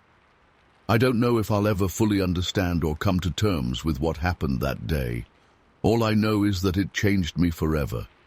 It opened my eyes to the possibility that there are things in this world beyond our understanding, things that lurk just out of sight in the wild places, and sometimes, if you're not careful, you might just stumble across them. So if you're ever out exploring in Henderson County, or really anywhere off the beaten path, keep your wits about you. And if you get that prickling sensation on the back of your neck like you're being watched, trust your instincts. Because you never know what might be out there, hiding just beyond the tree line, waiting for its chance to reveal itself. Story 16. I was just 15 when it happened, back in October of '89. Even now, over 30 years later, I can still remember every detail like it was yesterday. The fear, the confusion, the sheer panic. It's all etched into my mind forever. It started on a crisp fall afternoon. Me and a couple buddies were hanging out near this old abandoned cabin in the woods not far from my house. We'd go there sometimes to mess around, smoke cigarettes we'd swiped from our parents, that kind of thing. Just normal teenage stuff, you know. Anyway, we were walking along this overgrown trail that led to the cabin when suddenly we all stopped dead in our tracks. There, about 50 feet ahead of us, was something. At first I thought it was a bear, but bears don't walk on two legs like that. This thing was huge, had to be at least 7 feet tall. It was covered in dark, matted fur and had this weird, hunched posture. For a split second it just stood there staring at us. I'll never forget those eyes. They looked almost human, but there was something off about them, something wild and ancient. Then in a flash it was gone, crashing off into the underbrush. We all just stood there, frozen, trying to process what we'd seen. Finally, my friend Jake broke the silence. What the hell was that? We spent the next hour debating whether it had been a bear, a really tall guy in a costume, or something else. In the end, we decided it must have been our eyes playing tricks on us. But deep down, I knew what I'd seen was real. I tried to put it out of my mind over the next few days, told myself I was just seeing things, letting my imagination run wild. But then it happened again, and this time there was no denying the reality of what I encountered. It was a few nights later. My friend Sheila and I were hanging out in my backyard after dark. My parents were out for the evening, so we figured we'd have a little adventure, maybe go for a walk in the woods with flashlights. Dumb kid stuff, you know? We'd only gone about 100 yards into the trees when we heard it, this low, guttural sound coming from the darkness ahead. It was like nothing I'd ever heard before. Not quite a growl, not quite human speech. Just this primal vocalization that made the hair on the back of my neck stand up. Sheila grabbed my arm. "Did you hear that?" she whispered. I nodded, too freaked out to speak. We stood there, stock still, straining our ears. For a few seconds there was only silence. Then we heard it again, closer this time. And that's when the smell hit us. It was this overpowering, musky odor, like wet dog mixed with rotting vegetation. I gagged and covered my nose with my shirt. Sheila let out a little whimper of fear. Suddenly, there was movement in the underbrush about 20 feet away. Something big was coming towards us, and fast. Without a word, we both turned and ran. I could hear heavy footsteps pounding behind us as we sprinted through the woods. Branches whipped at my face as I ran blindly through the darkness. My lungs were on fire, but terror kept me going. I could hear Sheila's ragged breathing beside me as we fled. Finally, we burst out of the tree line into my backyard. I fumbled with my keys, hands shaking as I tried to unlock the back door. The whole time I could hear those footsteps getting closer and closer. We practically fell through the doorway, slamming it behind us. For several long moments, we just stood there gasping for air, too afraid to even look out the window.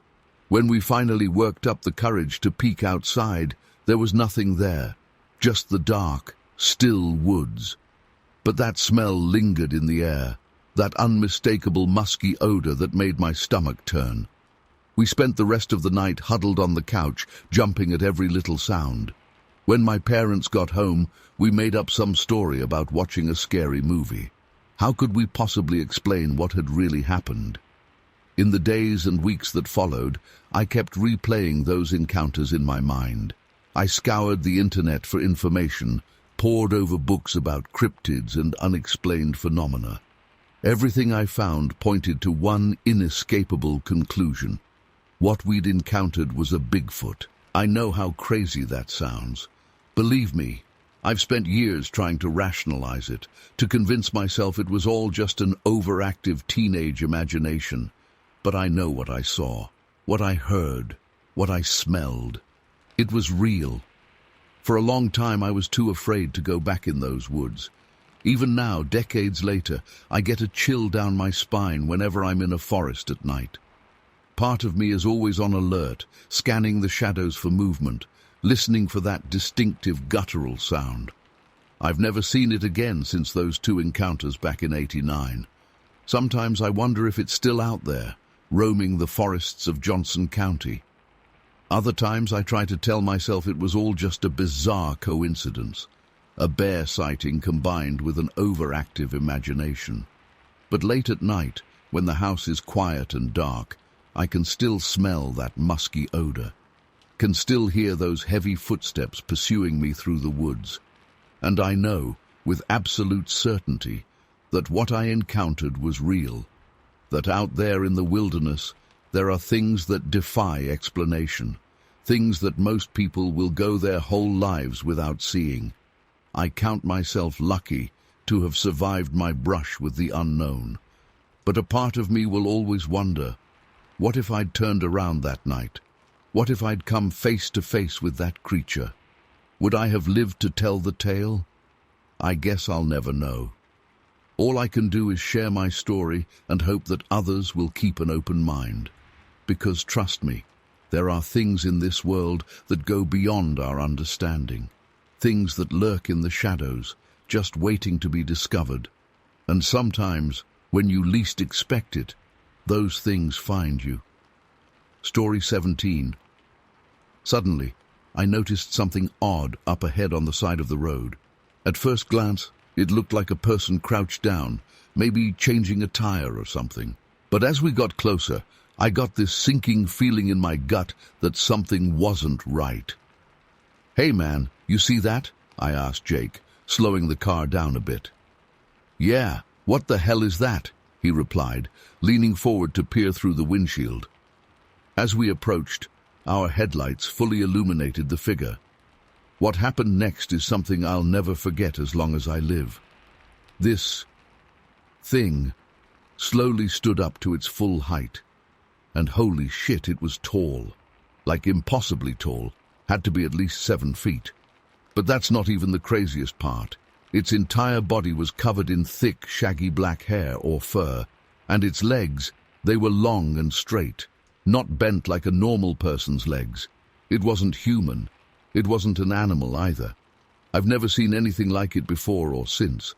For a split second, it just stood there staring at us with these glowing eyes. I felt paralyzed with fear. Then it turned and loped off into the woods with this weird gait, taking these huge strides. "What the fuck was that?" Jake yelled, his voice cracking. I was in such shock I didn't even realize I'd slammed on the brakes. We sat there in silence for a few moments, both trying to process what we'd just witnessed. Part of me wanted to get the hell out of there as fast as possible, but another part of me was intensely curious. "We have to go back," I said firmly. "We need to see if it's still there." Jake looked at me like I was insane. "Are you crazy? That thing could kill us." "Come on, man, we can't just ignore this," I insisted. "What if it's hurt and needs help?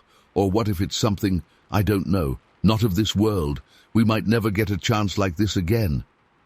After some arguing, Jake reluctantly agreed. I turned the car around and slowly drove back to where we'd seen the creature. My heart was pounding out of my chest as we approached the spot. We pulled over and got out, armed only with a couple of flashlights. The woods were dead silent. No crickets, no rustling leaves, nothing. It was eerie as hell. We searched the area for a good 30 minutes, but found absolutely no trace of the thing. No footprints, no broken branches, nothing. "Maybe we imagined it," Jake said hopefully as we got back in the car. But we both knew that wasn't true. What we saw was very, very real. For years afterwards, we didn't tell a soul about what happened that night. Who would believe us?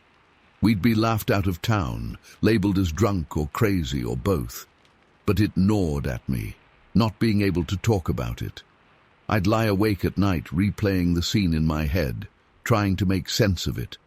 I started doing research, reading about cryptids and unexplained phenomena, and I realized our experience fit the description of a Bigfoot sighting to a T. But I'd always thought Bigfoot was just a myth, something made up to sell tabloids and TV shows. Now, I wasn't so sure.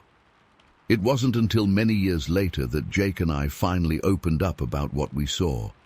We were having a few beers, reminiscing about old times, when he brought it up out of the blue. "You ever think about that thing we saw that night?" he asked hesitantly. "All the time," I admitted. "You?" "Yeah, I dream about it sometimes. Those eyes." He shuddered. We talked for hours that night, comparing our memories and theories. It felt so good to finally discuss it openly. We decided to share our story online, figuring maybe someone out there had seen something similar. Since then, I've become somewhat obsessed with trying to find an explanation. I've gone back to that stretch of road dozens of times over the years, always hoping to catch another glimpse. No luck so far. But I know what I saw that night was real. Sometimes I wonder if it was a one-time thing, some kind of interdimensional being that slipped through a portal for just a moment. Other times I think there must be a whole population of these creatures living in secret, deep in the forests. I've heard all the skeptical arguments that it was just a bear standing on its hind legs or a guy in a costume playing a prank, but those explanations don't fit with what we experienced. The height, the proportions, the way it moved, it wasn't like anything on this earth. The encounter only lasted a few seconds, but it completely changed my worldview. I used to think I had a good grasp on reality, on what was and wasn't possible. Now I'm not so sure. There are things out there beyond our understanding, beyond what science can explain. I still get chills when I drive down dark country roads at night. My eyes are always scanning the tree line, half hoping and half dreading to see that tall, shadowy figure again. I don't know if I'll ever get answers about what exactly we saw that night, but I do know that I'll never forget it as long as I live. To this day, Jake and I still debate whether we should have followed it into the woods that night. Part of me is glad we didn't. Who knows what would have happened? But another part of me wishes we'd been braver, that we'd pursued it, and maybe gotten proof. I've become part of online communities dedicated to Bigfoot research and unexplained phenomena. It's comforting to know there are others out there who've had similar experiences. Some of their stories are even crazier than mine, but even among fellow believers I'm hesitant to share all the details. There's still a fear of not being taken seriously, of being labeled a kook or attention seeker. It's frustrating to have had such a profound, life-changing experience and not be able to fully express it. I've tried to find logical explanations over the years.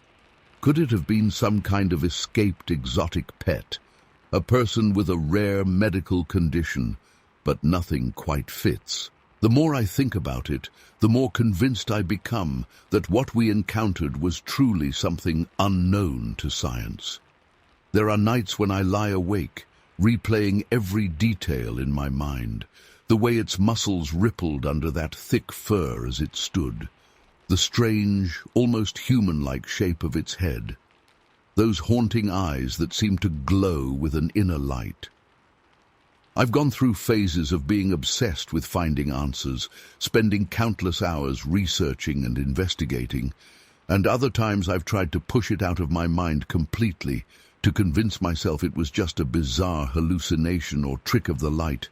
But deep down, I know what I saw. It was real, it was there, and it was something beyond ordinary explanation. That brief encounter opened my eyes to the possibility that our world is far stranger and more mysterious than we realize. I often wonder if it's still out there somewhere, roaming the forests of Jersey County. Does it remember us as vividly as we remember it? Was it just as shocked and frightened by our presence as we were by its? There are so many unanswered questions. Where did it come from? How has it remained hidden for so long? Are there others like it? The not knowing is maddening sometimes. I've had people suggest hypnosis or regression therapy to try to unlock more details from my memory, but I'm hesitant. Part of me is afraid of what else I might remember, of dredging up some hidden trauma, and another part worries that it might somehow taint or alter my recollection of that night. So for now, I'm left with this incredible, terrifying memory that I can never fully explain or resolve. It's both a blessing and a curse. I've seen something that few others have, experienced something truly extraordinary. But I'm also burdened with the knowledge that there are things in this world far beyond our understanding. I don't expect everyone to believe my story. Hell, there are still days when I have trouble believing it myself. But I know what Jake and I saw that night was real. And I'll keep searching for answers, keep hoping for another glimpse of that mysterious creature, for as long as it takes.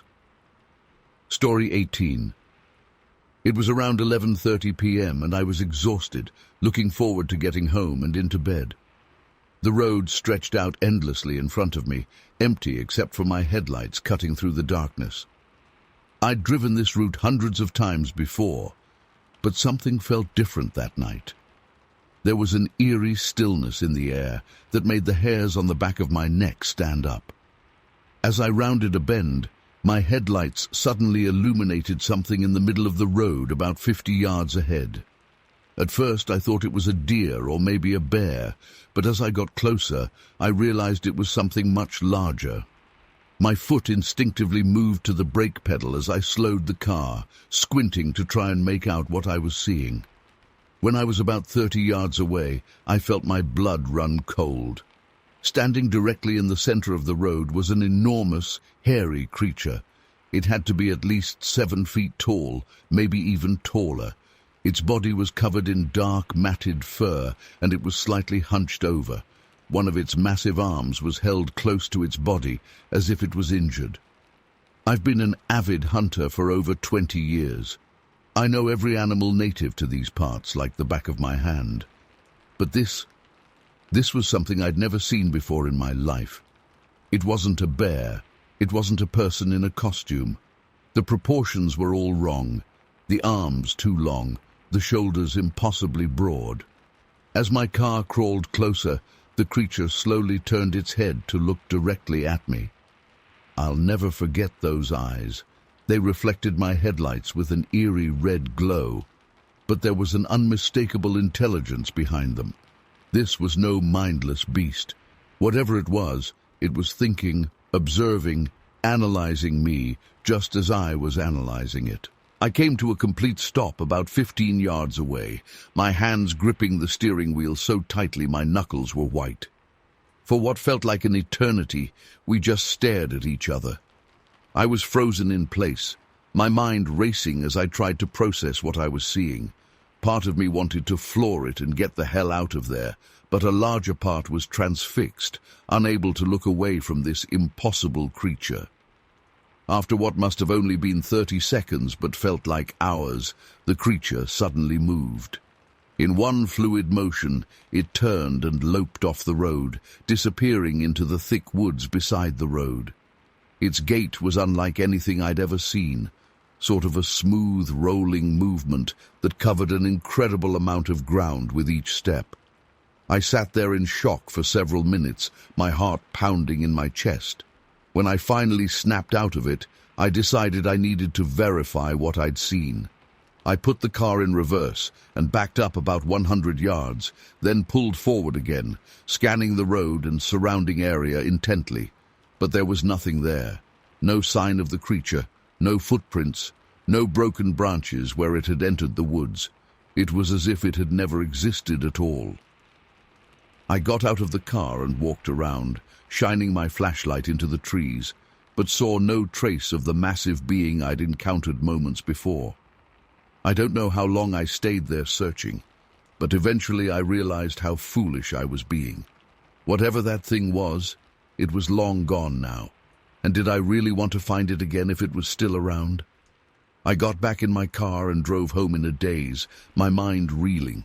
I've replayed that night in my head thousands of times over the years. I've second-guessed myself, wondered if I imagined it or if my tired mind was playing tricks on me. But deep down, I know what I saw was real. The image of that creature is seared into my memory with perfect clarity. I've done a lot of research since then, read countless books and articles about cryptids and unexplained phenomena, and I've come to believe that what I encountered that night was what many call Bigfoot or Sasquatch. I know how crazy that sounds. Before that night, I would have laughed at anyone who claimed to have seen such a thing. But after coming face to face with it myself, I'm a believer. I've never told many people about what happened. My wife knows, and a couple close friends. Most react with skepticism or outright disbelief, which I understand. If I hadn't seen it with my own eyes, I wouldn't believe it either. But I know what I saw, and nothing can shake that conviction. Sometimes I wonder why it appeared to me that night. Was it just a random encounter, or was there some greater meaning behind it? I'll probably never know. But that brief encounter changed my entire worldview.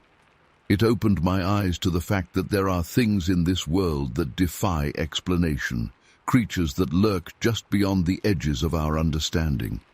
I still drive that road regularly, and every time I do, I find myself scanning the tree line, hoping for another glimpse. But in over 40 years, I've never seen anything like it again. Sometimes I wonder if I ever will. Part of me hopes I do, while another part dreads the possibility. That Christmas Eve encounter has haunted me for decades now. It's always there in the back of my mind, especially when I'm out in the woods. Every strange sound, every shadow glimpsed out of the corner of my eye, makes me wonder, is it back? I've become something of an amateur researcher into Bigfoot sightings and theories. I've connected with others who've had similar experiences, compared notes, looked for patterns, and the more I learn, the more convinced I become that these creatures are out there, hidden away in the most remote wilderness areas. But I also realize that no amount of research or second-hand accounts can compare to what I experienced that night. The sheer size of the creature, the intelligence in its eyes, the way it moved, these are things that can't be fully conveyed through words or blurry photographs. You had to be there to feel the primal fear and awe that comes from encountering something so far outside the realm of normal experience. I'm an old man now, and I know my time left on this earth is limited. But I'll go to my grave swearing on everything I hold dear that what I saw that night was real. It wasn't a man in a suit, it wasn't a bear, it wasn't a figment of my imagination. It was something else entirely, something that shouldn't exist according to science, but does.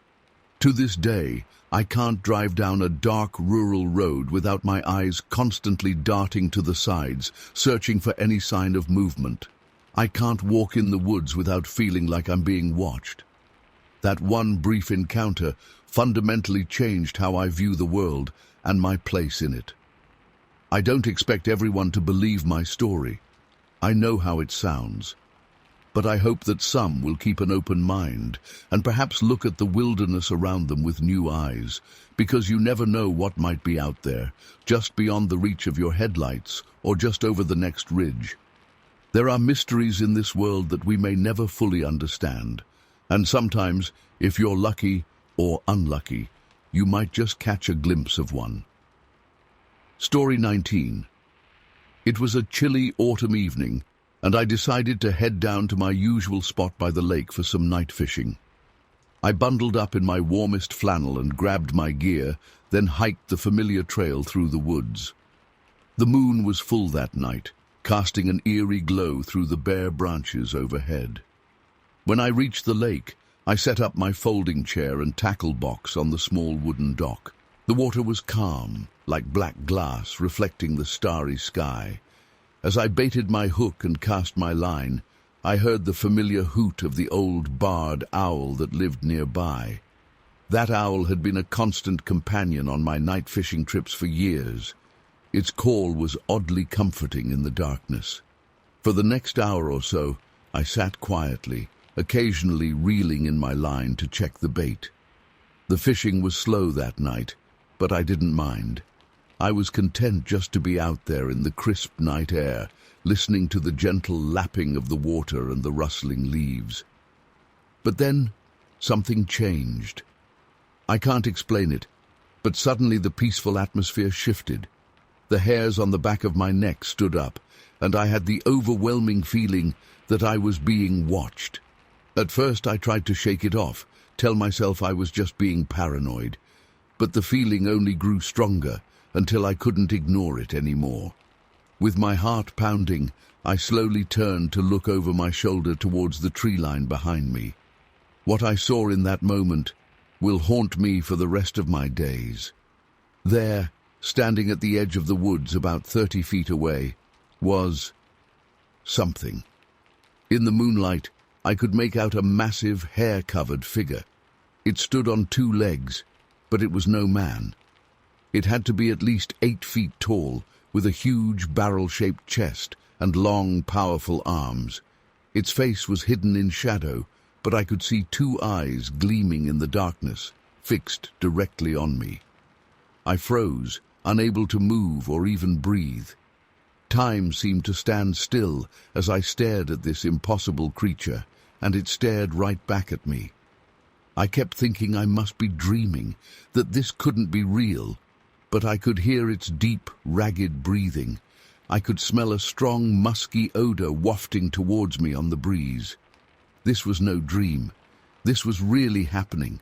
Just as I was working up the courage to try and run, the creature suddenly moved. It took one thunderous step forward, shaking the ground. That was all it took to snap me out of my paralysis.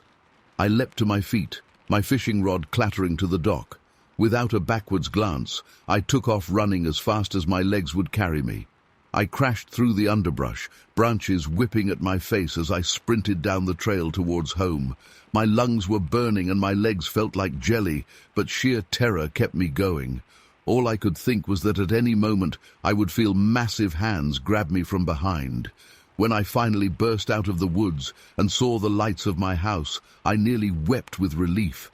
I didn't slow down until I was inside with the door locked behind me. I collapsed on the floor, gasping for air, my whole body shaking uncontrollably.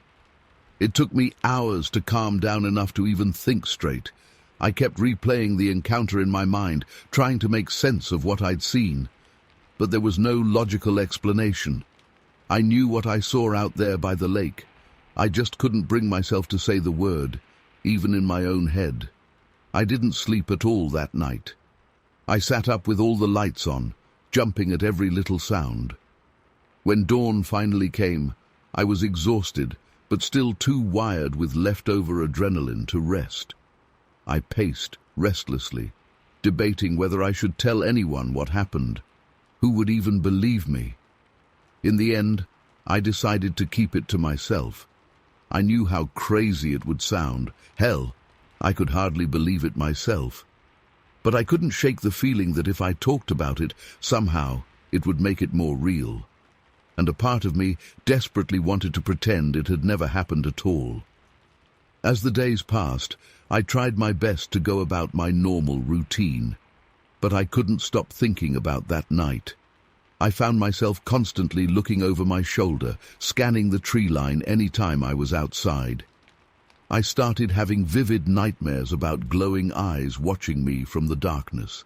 After about a week, I worked up the courage to go back to the lake during the daytime. I told myself I needed to face my fears, to prove to myself that there was nothing to be afraid of. But as I approached the spot where it happened, my hands started shaking so bad I could barely walk. When I got to the clearing by the lake, I immediately noticed something was different. It took me a minute to put my finger on it, but then I realized the owl was gone. I'd gotten so used to hearing its familiar hoot that the silence was eerie. I scanned the trees, hoping to catch a glimpse of it, but there was no sign of the bird that had been my constant companion for so many years. As I stood there, I noticed other unsettling details. The underbrush at the edge of the clearing was trampled and broken, as if something very large had pushed through it. And there, in a patch of soft dirt, was an enormous footprint, easily twice the size of my own foot. My blood ran cold as I stared at that print, undeniable proof that I hadn't imagined the whole thing. I left quickly after that, my mind reeling. In the weeks and months that followed, I found myself constantly on edge. I stopped going out at night altogether. Even during the day, I was hesitant to venture too far into the woods alone. The peace and comfort I'd always found in nature was replaced by a gnawing fear of what might be lurking just out of sight. I never saw the creature again after that night. Sometimes I wonder if maybe I did imagine it all, if the stress and isolation of that time in my life caused me to have some kind of vivid hallucination. But then I remember the footprint, the broken branches, the missing owl. And I know in my heart that what I experienced was real, even if I can't explain it. It's been over 30 years now since that night in November 1991. I still live in Clare County, still love to fish, but I never go alone anymore, and never after dark. Some part of me is always listening, always watching, half expecting to see those gleaming eyes emerge from the shadows once more. I don't know what it was I saw that night. Bigfoot, Sasquatch, some unknown creature. I can't say for sure. All I know is that it changed me forever.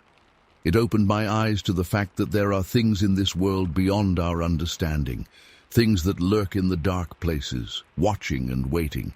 So if you find yourself alone in the woods at night, and you get that prickling feeling on the back of your neck like you're being watched, trust your instincts. You never know what might be out there in the shadows, staring back at you with hungry eyes. Story 20. I remember how peaceful it felt. The warm night air, the sound of crickets, the way the moonlight lit up the cornfields on either side of us. My girlfriend had dozed off, her head resting on my shoulder. I was wide awake, though, tapping my fingers on the steering wheel in time with the radio. We'd been driving for maybe 20 minutes when I first noticed something odd up ahead. At first I thought it was just a weird shadow or trick of the light, but as we got closer, I realized there was definitely something large in the road. My first thought was that it must be a broken-down car, or maybe a deer, so I slowed down and flipped on the high beams to get a better look. What I saw next made my blood run cold. It wasn't a car or a deer. It was some kind of massive creature lying right in the middle of the road. Even from a distance I could tell it was huge, way bigger than any animal that should have been out there. My mind was racing, trying to make sense of what I was seeing. Was it a bear? But we didn't have bears around here, especially not white ones. As we got closer, I could start to make out more details. The thing was easily 8 to 10 feet long, covered in thick white or grayish fur. It was just lying there motionless, and for a split second I wondered if it was dead. But then the headlights fully illuminated it, and everything changed. The creature's head suddenly snapped up and turned towards us. I saw 2 gleaming eyes reflect back at me, and in that moment I knew this was no ordinary animal. It slowly started to rise up, unfurling to its full height. My girlfriend stirred and lifted her head, mumbling something about why we'd stopped. But I couldn't speak, couldn't even breathe as I watched this thing stand up on 2 legs. It was massive, at least 9 or 10 feet tall. The fur covered its entire body except for the face, which looked disturbingly human-like despite its massive size. For a few endless seconds it just stood there staring at us, and I stared back, paralyzed with shock and fear. Then it started to move, not on all fours like a bear, but walking upright like a person.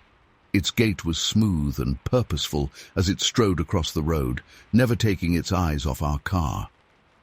I don't know how long we sat there watching it, but it felt like an eternity. My girlfriend was fully awake now, gripping my arm so tight it hurt. I could hear her breathing getting faster and more panicked, matching my own. As the creature reached the edge of the road, it finally turned away from us and disappeared into the cornfield. The sound of stalks rustling and breaking seemed unnaturally loud in the silence. For several long moments we just sat there, engine idling, both of us too stunned to speak or move. Finally, my girlfriend's voice broke the silence. What was that thing?" she whispered. I shook my head, still struggling to process what I'd seen. "I don't know," I managed to croak out. Maybe it was a polar bear that escaped from a zoo or something." Even as I said it, I knew how ridiculous it sounded. We both knew that what we'd seen was no bear. I don't remember much about the rest of the drive home. We were both on edge, jumping at every shadow and sound. Neither of us wanted to say what we were really thinking, that we'd just had an encounter with something that shouldn't exist. Something that looked an awful lot like what people call Bigfoot. When we got back to town, I dropped my girlfriend off at her place. We didn't talk much, just shared a long hug before she went inside. I could see how shaken up she still was, and I'm sure I looked the same. That night I barely slept, replaying the encounter over and over in my mind. The next day, against my better judgment, I drove back out to that stretch of road. In the light of day, it all seemed so normal, just miles of cornfields and empty highway. There was no sign of the creature, no giant footprints or broken corn stalks. If it weren't for the vivid memory seared into my brain, I could almost convince myself it had all been a dream. But I know what I saw that night. In the years since, I've done a lot of research into Bigfoot sightings and cryptids. I've read countless stories from other people who've had similar encounters, and while part of me still tries to rationalize it, maybe it was just a bear, maybe we were both overtired and seeing things, deep down, I know the truth. There's something out there in those cornfields, something that defies explanation. I've never seen it again, and honestly, I hope I never do. But I'll never forget that night in Sangamon County, when the impossible became real right before my eyes. I haven't talked about this much over the years. My girlfriend and I broke up not long after, and I think the experience had a lot to do with it. It's not easy carrying around a secret like that, knowing that most people would think you were crazy if you told them. But recently, I've felt compelled to share my story. Maybe it's because I'm getting older and don't want this experience to be lost. Or maybe it's because with all the strange things happening in the world these days, people might be more open to believing. Whatever the reason, I'm putting this out there now. I don't expect everyone to believe me, and that's okay. I'm not trying to convince anyone or prove anything. I'm just sharing what happened to me on that summer night back in 1995. Make of it what you will. Sometimes when I'm driving those country roads at night, I still get a chill down my spine. My eyes scan the cornfields, half expecting to see a giant shape emerge from the shadows. I know the chances of seeing it again are slim to none, but part of me almost hopes for it, just to prove to myself once and for all that I'm not crazy, that what we saw was real. But then I remember the primal fear I felt that night, the way my whole understanding of the world shifted in an instant, and I realized that maybe some mysteries are better left unsolved. Whatever that creature was, Bigfoot, escaped zoo animal, or something else entirely, it belongs to the night and the cornfields now. I just count myself lucky, or unlucky, depending on how you look at it, to have glimpsed it, if only for a moment. So if you're ever driving through Sangamon County late at night, keep your eyes on the road ahead. But maybe glance at the cornfields now and then too. You never know what might be out there, watching and waiting in the darkness. Story 21. It was a crisp, clear night with a nearly full moon. Perfect conditions for spotting deer, we thought. We hiked a couple miles into the forest, moving as quietly as we could through the underbrush. The woods were eerily still, no wind, no rustling leaves, just the crunch of our boots on the forest floor. After about an hour, we reached a small clearing and decided to set up there to wait. We sat with our backs against a fallen log, rifles across our laps, speaking in hushed whispers. The moonlight cast long shadows all around us.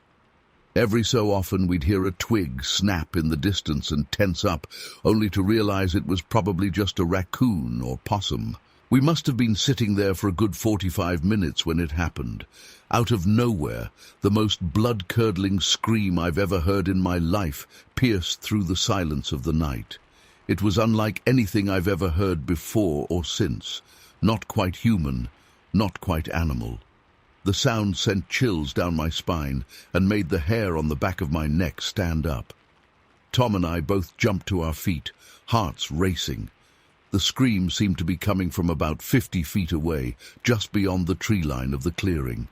Before we could even process what was happening, another answering scream rang out from much further away, maybe a mile or two deeper in the woods. I'll never forget the look of sheer terror on Tom's face. I'm sure I looked just as scared. Without saying a word, we both took off running as fast as we could back the way we came. I've never run so hard in my life. Branches whipped at our faces as we crashed through the underbrush, but we didn't slow down. The whole time we were running, I kept expecting to hear footsteps behind us or another one of those awful screams.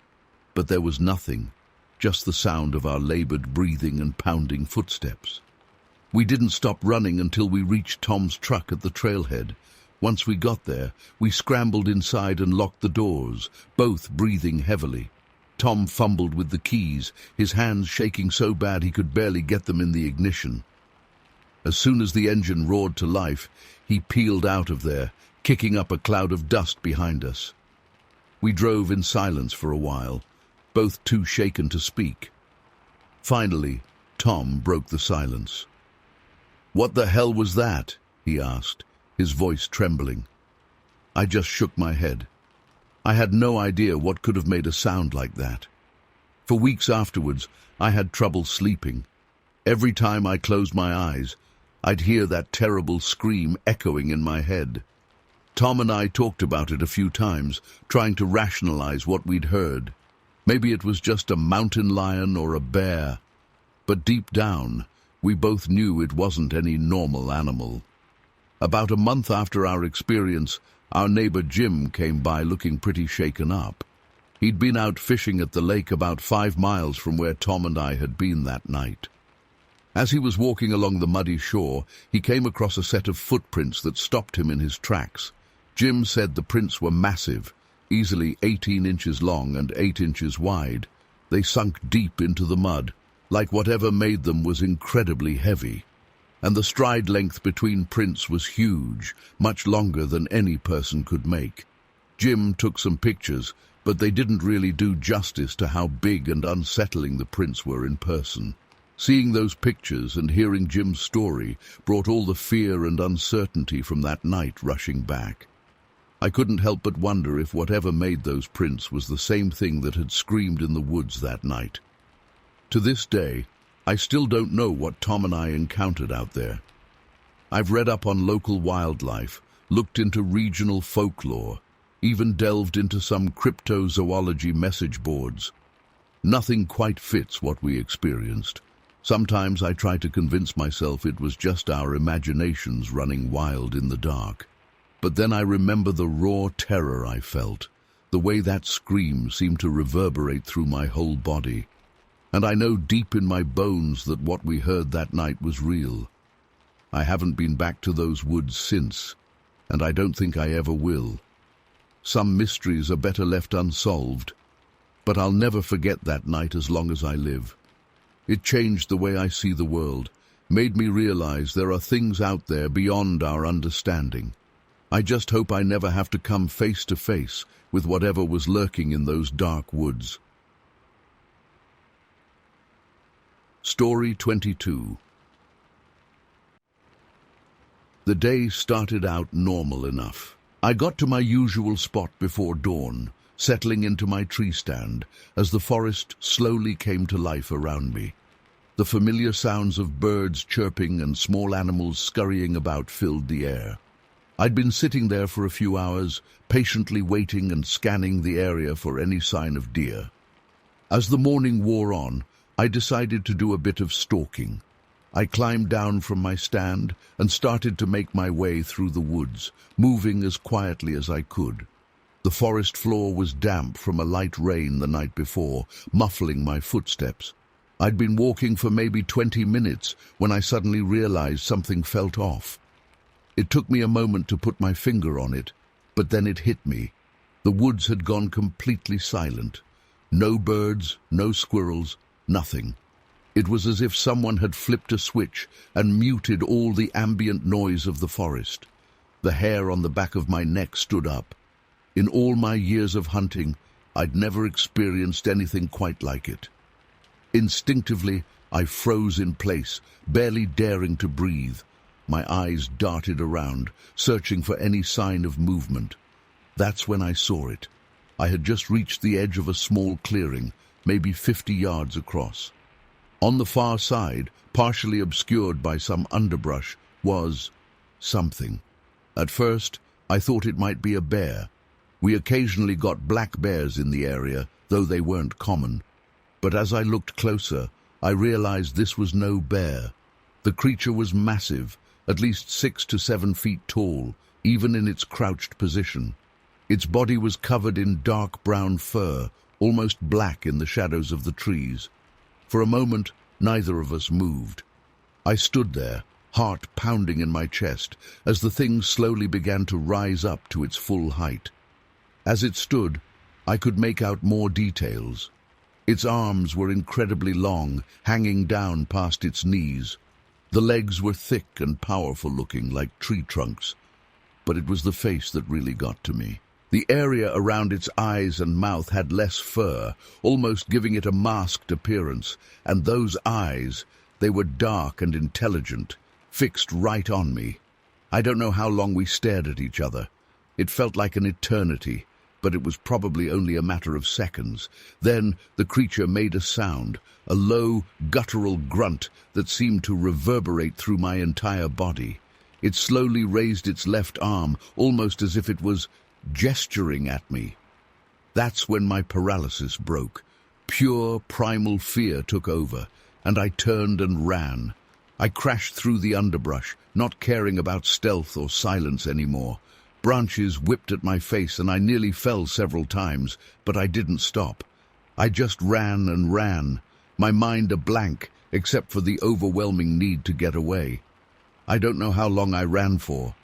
It felt like hours, but it was probably only 10 or 15 minutes. When I finally burst out of the tree line near where I'd parked my truck, I was gasping for air, my legs shaking. I fumbled with my keys, dropping them twice before I managed to get the door open. I threw my rifle in the back and peeled out of there, gravel flying as I hit the gas. It wasn't until I was halfway home that I realized I'd left all my other gear behind, my pack, my tree stand, everything. I didn't care. There was no way in hell I was going back for it. For days after, I was a wreck. I couldn't sleep, jumping at every little sound. I kept replaying the encounter in my head, trying to make sense of it. What was that thing? It couldn't have been a bear or any other animal I knew of. The way it moved, the intelligence in its eyes. It was something else entirely. I debated whether to tell anyone what I'd seen. Who would believe me? I had a reputation as a level-headed guy, not prone to wild stories or exaggeration. But this sounded crazy even to my own ears. In the end, I kept it to myself, at least for a while. It was about a week later that I finally worked up the courage to go back and retrieve my gear. I brought a buddy with me, making up some excuse about twisting my ankle and needing help. We found my stand and pack right where I'd left them. There was no sign of the creature, no footprints or other evidence of its passing. If it weren't for the vivid memory seared into my brain, I might have convinced myself I'd imagined the whole thing. In the years since, I've done a lot of research. I've read accounts of similar encounters, looked into local folklore, even reached out anonymously to some Bigfoot researchers. Some of what I've found lines up with my experience, but nothing quite matches it exactly. I still hunt, but never in that area. And I'm always hyper-aware of my surroundings now, especially when I'm in the woods alone. That day changed me, opened my eyes to the possibility that there are things out there we can't explain. I don't know what I saw that day in Marion County. Was it a Bigfoot, some unknown species, or something else entirely? I can't say for sure. But I know what I saw, and I'll never forget it as long as I live. The image of that creature standing up, looking right at me with those eerily intelligent eyes, is burned into my memory forever. Sometimes, late at night when the house is quiet, I find myself wondering, is it still out there? Are there more of them? And what would have happened if I hadn't run away? These questions haunt me, and I doubt I'll ever have answers. But one thing's for certain, I'll never look at the woods the same way again. Story 23. I was 17 at the time, enjoying the fresh spring air as I walked down the hill behind my grandparents' farmhouse. The sun was starting to set, casting long shadows across the fields. I remember thinking how peaceful it was, the chirping of birds, the rustle of a light breeze through the trees. Little did I know that serenity was about to be shattered. As I neared the bottom of the hill, I heard a strange noise coming from the direction of the cornfield to my left. At first I thought it might be a deer or some other animal moving through the stalks, but something about the sound made the hairs on the back of my neck stand up. It was too heavy, too deliberate to be a normal forest creature. I froze in my tracks, straining my ears and peering into the dimness between the rows of corn. For a few moments, all was still. Then I saw movement, something large and dark emerging from the field. My breath caught in my throat as a massive figure stepped into view. Even from 20 meters away, I could tell this thing was enormous, at least 8 feet tall, maybe more. Its body was covered in shaggy black fur, with long arms that nearly reached the ground. But it was the face that made my blood run cold. Beneath a sloping brow, 2 eyes glowed with an unnatural intelligence as they fixed directly on me. I stood there paralyzed, unable to move or even think clearly as I tried to process what I was seeing. This couldn't be real. There was no way this creature could exist, and yet there it was, as solid and present as the ground beneath my feet. The stench hit me next, a horrific musky odor that made my eyes water and my stomach lurch. It was like rotting meat mixed with wet dog, so strong I could practically taste it. I had to fight the urge to gag. For what felt like an eternity, we just stared at each other. I was terrified, but the creature seemed almost calm, regarding me with what I can only describe as curiosity. Its massive chest rose and fell steadily as it breathed. I remember noticing how its fur rippled slightly in the breeze. Then, in a motion that will be seared into my memory forever, it slowly raised its arms above its head. The movement was almost gentle, but seeing those enormous limbs lift skyward snapped me out of my paralysis. Pure animal panic took over, and I ran. I don't think I've ever moved so fast in my life. I sprinted back up that hill like the devil himself was chasing me. My lungs burned and my legs ached, but I didn't slow down for a second. I kept expecting to feel a hand grabbing me from behind, to be snatched up by that monster. But when I finally reached the back porch of my grandparents' house and spun around, gasping for air, there was nothing there. I burst through the door, babbling incoherently about what I'd seen. My grandparents were alarmed. They'd never seen me so panicked before. Once I calmed down enough to string a sentence together, I told them everything. To their credit, they didn't outright dismiss me, but I could tell they were skeptical. My grandfather suggested it might have been a bear, but I knew what I saw. No bear walks on 2 legs like that, or has such an uncannily human-like face. We called the local sheriff's office to report it. The deputy who came out was polite, but I could see in his eyes that he didn't really believe me. He took some notes and said they'd keep an eye out, but I knew nothing would come of it. How could I blame him? If someone had told me this story, I wouldn't have believed it either. As night fell, a whole new terror set in. What if that thing was still out there? What if it followed me back to the house? I insisted on sleeping in the living room that night, away from the windows. My grandmother tried to soothe me, saying whatever I saw was probably long gone by now. But I couldn't shake the feeling of being watched. I lay there on the couch, every muscle tense, straining to hear any sound of the creature's return.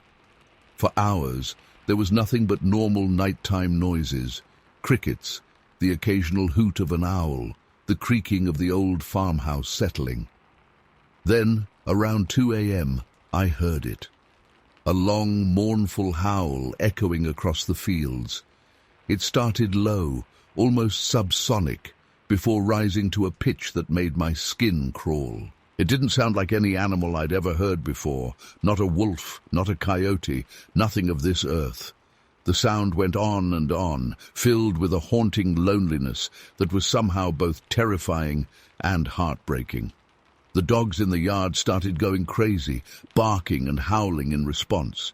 I could hear them throwing themselves against their kennel fences. Whatever was making that sound, it had them more riled up than I'd ever seen them. I wanted to run and wake my grandparents, but I was paralyzed with fear. I lay there rigid, barely breathing, as howl after howl split the night. Sometimes it sounded like it was coming from the cornfield where I'd seen the creature. Other times it seemed to be moving, circling the property. I swear at one point it sounded like it was right outside the living room window. This went on for what felt like hours. Eventually the howls grew fainter and less frequent until they faded away entirely. As the sky began to lighten with the first hints of dawn, I finally drifted into an exhausted, fitful sleep. The next morning, I half expected it all to have been some vivid nightmare, but the memory was too real, too visceral to have been a dream. My grandparents found me asleep on the couch, still fully clothed. When I told them about the howls, they admitted they'd heard something strange in the night, but assumed it was just coyotes. We went out to check the yard and fields for any signs of the creature. The dogs were still agitated, growling at the tree line. But we found no footprints, no broken corn stalks, nothing to prove what I'd seen was real. Part of me was relieved. Maybe it really had just been my imagination running wild. But deep down, I knew the truth. I'd seen something that day that defied explanation, something that shouldn't exist, but did.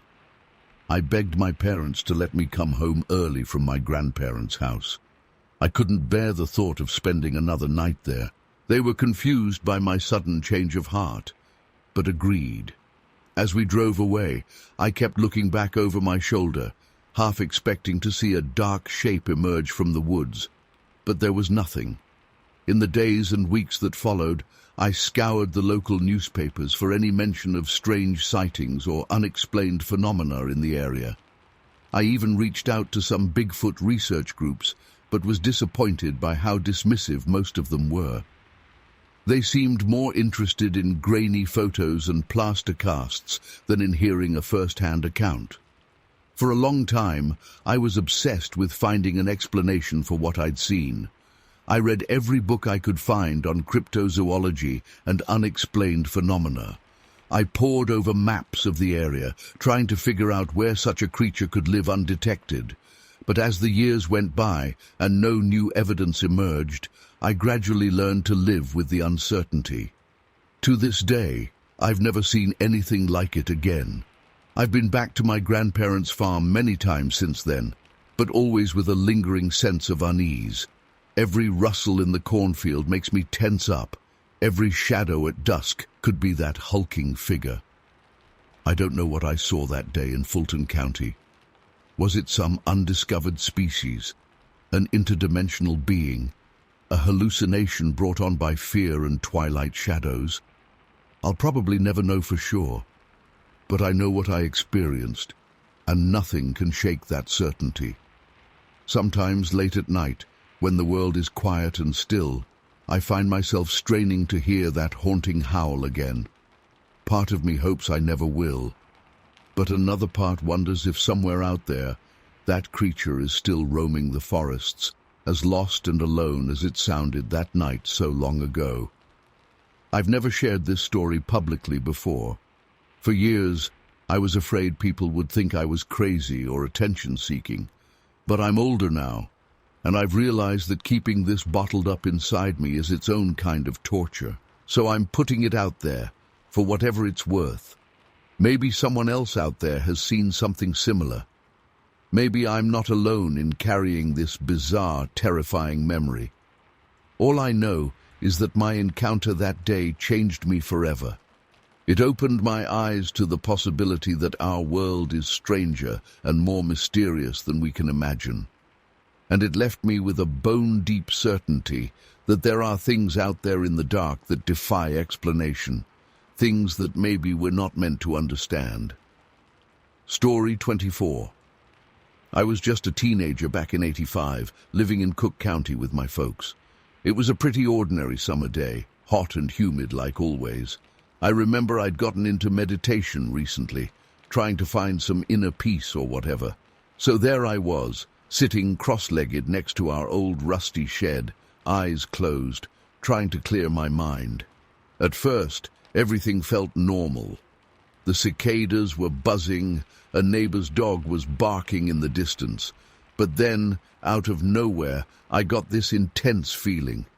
It's hard to describe, like a sudden heaviness in the air, a prickling on the back of my neck. Something in my gut was screaming at me to open my eyes.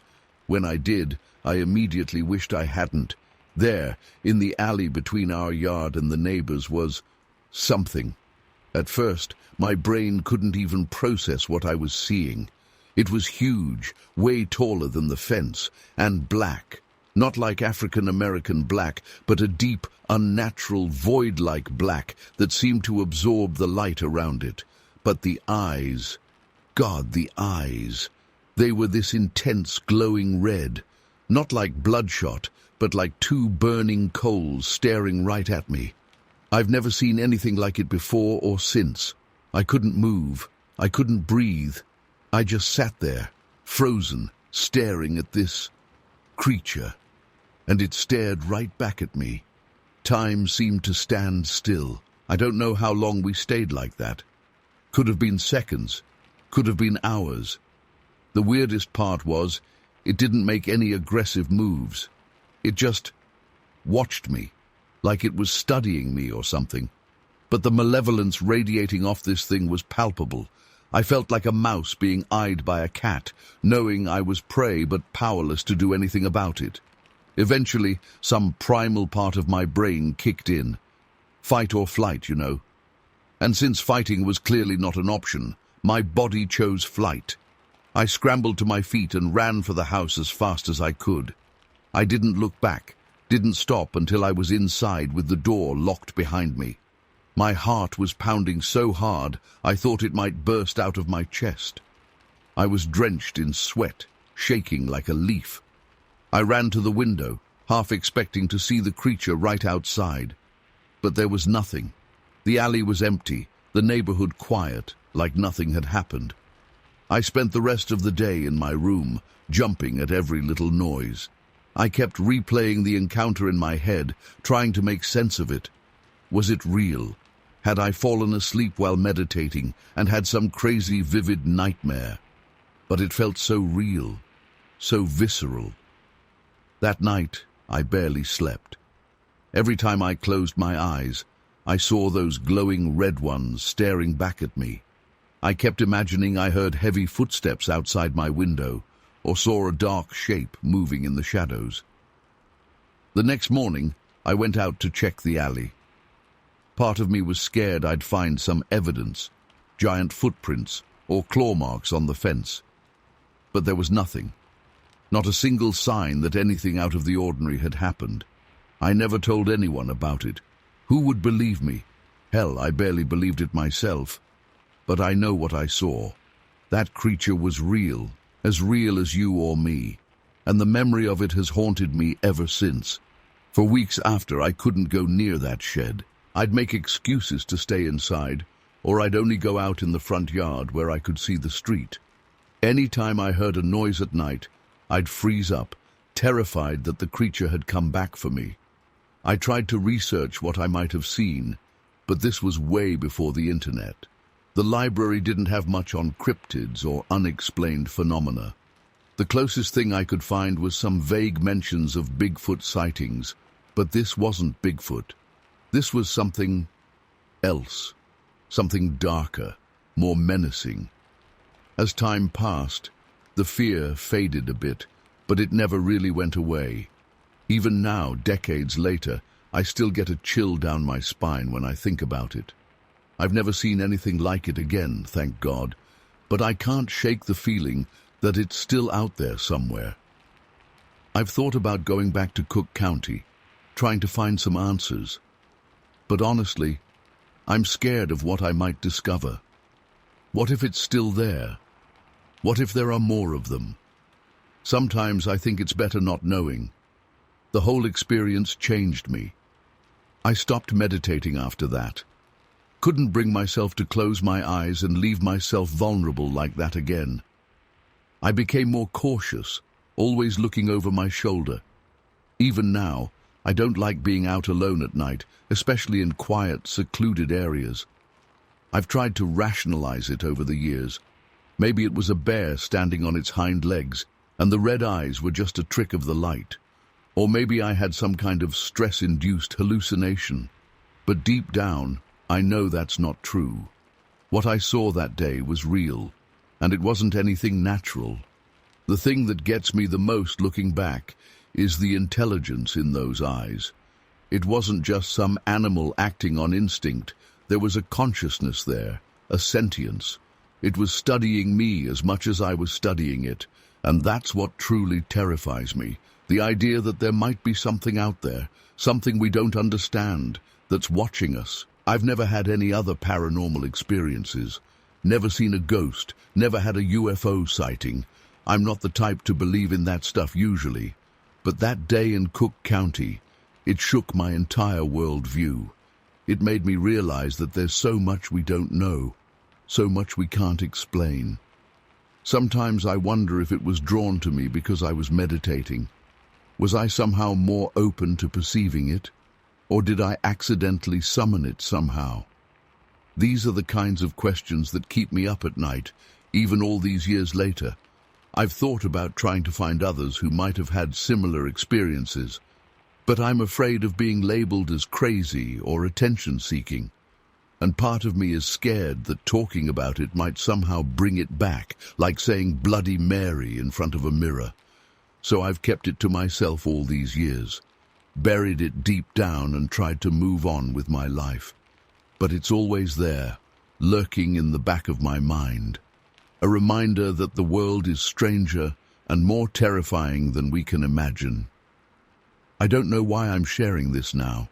Maybe I'm finally ready to face it, to try and make sense of what happened. Or maybe I just need to get it off my chest after all this time. All I know is that day changed me forever. And somewhere out there, in the woods or the shadows, that creature is still watching, waiting. For what, I don't know. And I hope I never find out.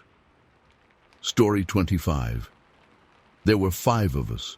Me, my 13-year-old sister Katie, and our friends Mike, Jason, and Lisa. We had all grown up together in Macoupin County, spending countless summer days swimming and fishing at Beaver Dam Lake. But that night was different. There was a chill in the air, and a nearly full moon cast an eerie glow over the water.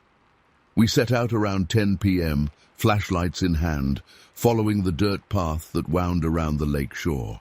At first we were laughing and joking, trying to scare each other with ghost stories.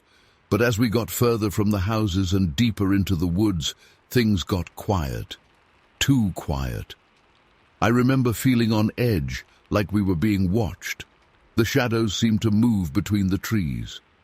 Twigs snapped in the darkness beyond the reach of our flashlight beams. Katie grabbed my arm and whispered, "Can we go back? I don't like this." I was about to agree when we heard it, a low, rumbling growl that made the hair on the back of my neck stand up. We all froze, straining to hear where it was coming from. For a second, there was just silence. Then snap! A massive tree branch broke somewhere behind us. We spun around, hearts pounding. I'll never forget what I saw next as long as I live. Illuminated in the moonlight was the biggest, most terrifying creature I've ever seen. It had to be at least 12 feet tall, covered in dark, matted fur. The smell hit me next, like wet dog and rotting meat. Its eyes glowed red in the beam of my flashlight as it towered over us. Time seemed to stand still as we all stared in horrified silence. Then Katie let out an ear-piercing scream, and we all snapped out of it. "Run!" I yelled, grabbing her hand and taking off down the path. I could hear the thundering footsteps of the creature behind us as we sprinted through the woods. Branches whipped at my face, and I tripped over roots, but pure adrenaline kept me going. Katie was sobbing as she ran beside me. I glanced back and caught a glimpse of the monster, easily keeping pace with us on its massive legs. It let out a bone-chilling roar that echoed across the lake. We finally burst out of the tree line near the houses, gasping for breath. I expected the creature to stop at the edge of the woods, But to my horror, it kept coming. Its red eyes were locked on us as it loped across the grass on all fours. "Get inside!" I screamed at the others as we approached the houses. We scattered, each running for the nearest building. Katie and I made it to our back porch, fumbling with shaking hands to unlock the door. I shoved her inside and slammed it behind us, locking it and leaning against it. We huddled together on the floor, hardly daring to breathe. Outside, we could hear heavy footsteps circling the house. Something scraped against the siding. A low, huffing breath came from right outside the window. I don't know how long we sat there, frozen in terror. It felt like hours. Eventually the sounds faded away, but we were too scared to move. When our parents got home around midnight and found us, we were still sitting there crying. Of course, they didn't believe our wild story about a giant monster chasing us. They assumed we had gotten spooked by shadows in the dark. But I know what I saw. That thing was real, and it was no bear or other normal animal. In the days that followed, rangers searched the woods but found no sign of any large creature. Our friends who were there that night refused to talk about it. To this day, Katie and I have never gone back to that lake. The memories are just too terrifying. Sometimes I still wake up in a cold sweat. The image of those glowing red eyes burned into my mind. I've tried to rationalize it over the years. Maybe it was just a very large bear standing on its hind legs. But deep down, I know the truth. There's something out there in those woods that defies explanation. Something that still haunts my nightmares almost 30 years later. I've never told this story publicly before. People would think I was crazy. But I know what I saw that night was real, and I live in fear that someday, somehow, I'll encounter that terrifying creature again. Lately, I've been hearing rumors of strange sightings in the forests around Macoupin County. Hikers reporting strange howls and massive footprints. For their sake, I hope it's nothing. But part of me wonders, could it be back? The monster that nearly killed us all those years ago, emerging once again from the depths of the woods? I try not to think about it. I've built a life far away from those dark forests of my childhood. But on quiet nights when the wind whispers through the trees, I'm transported back to that moonlit path. I can almost smell that awful, musky odor, feel the earth shake with each thunderous step behind us. Sometimes I wonder if the others remember it the way I do, if they lie awake at night replaying those terrifying moments in their minds, or if they've managed to forget, to convince themselves it was all just imagination. I know I'll never forget. The pure, primal fear I felt staring up at that massive, inhuman shape. The sound of its roar echoing across the water. The glint of sharp teeth in the moonlight. It was real. All of it. And who knows? Maybe it's still out there, lurking in the shadows, waiting for some unlucky soul to stumble across its path. So if you're ever hiking near Beaver Dam Lake on a quiet night, keep your eyes open and your ears alert. You never know what might be watching you from the darkness beyond the trees.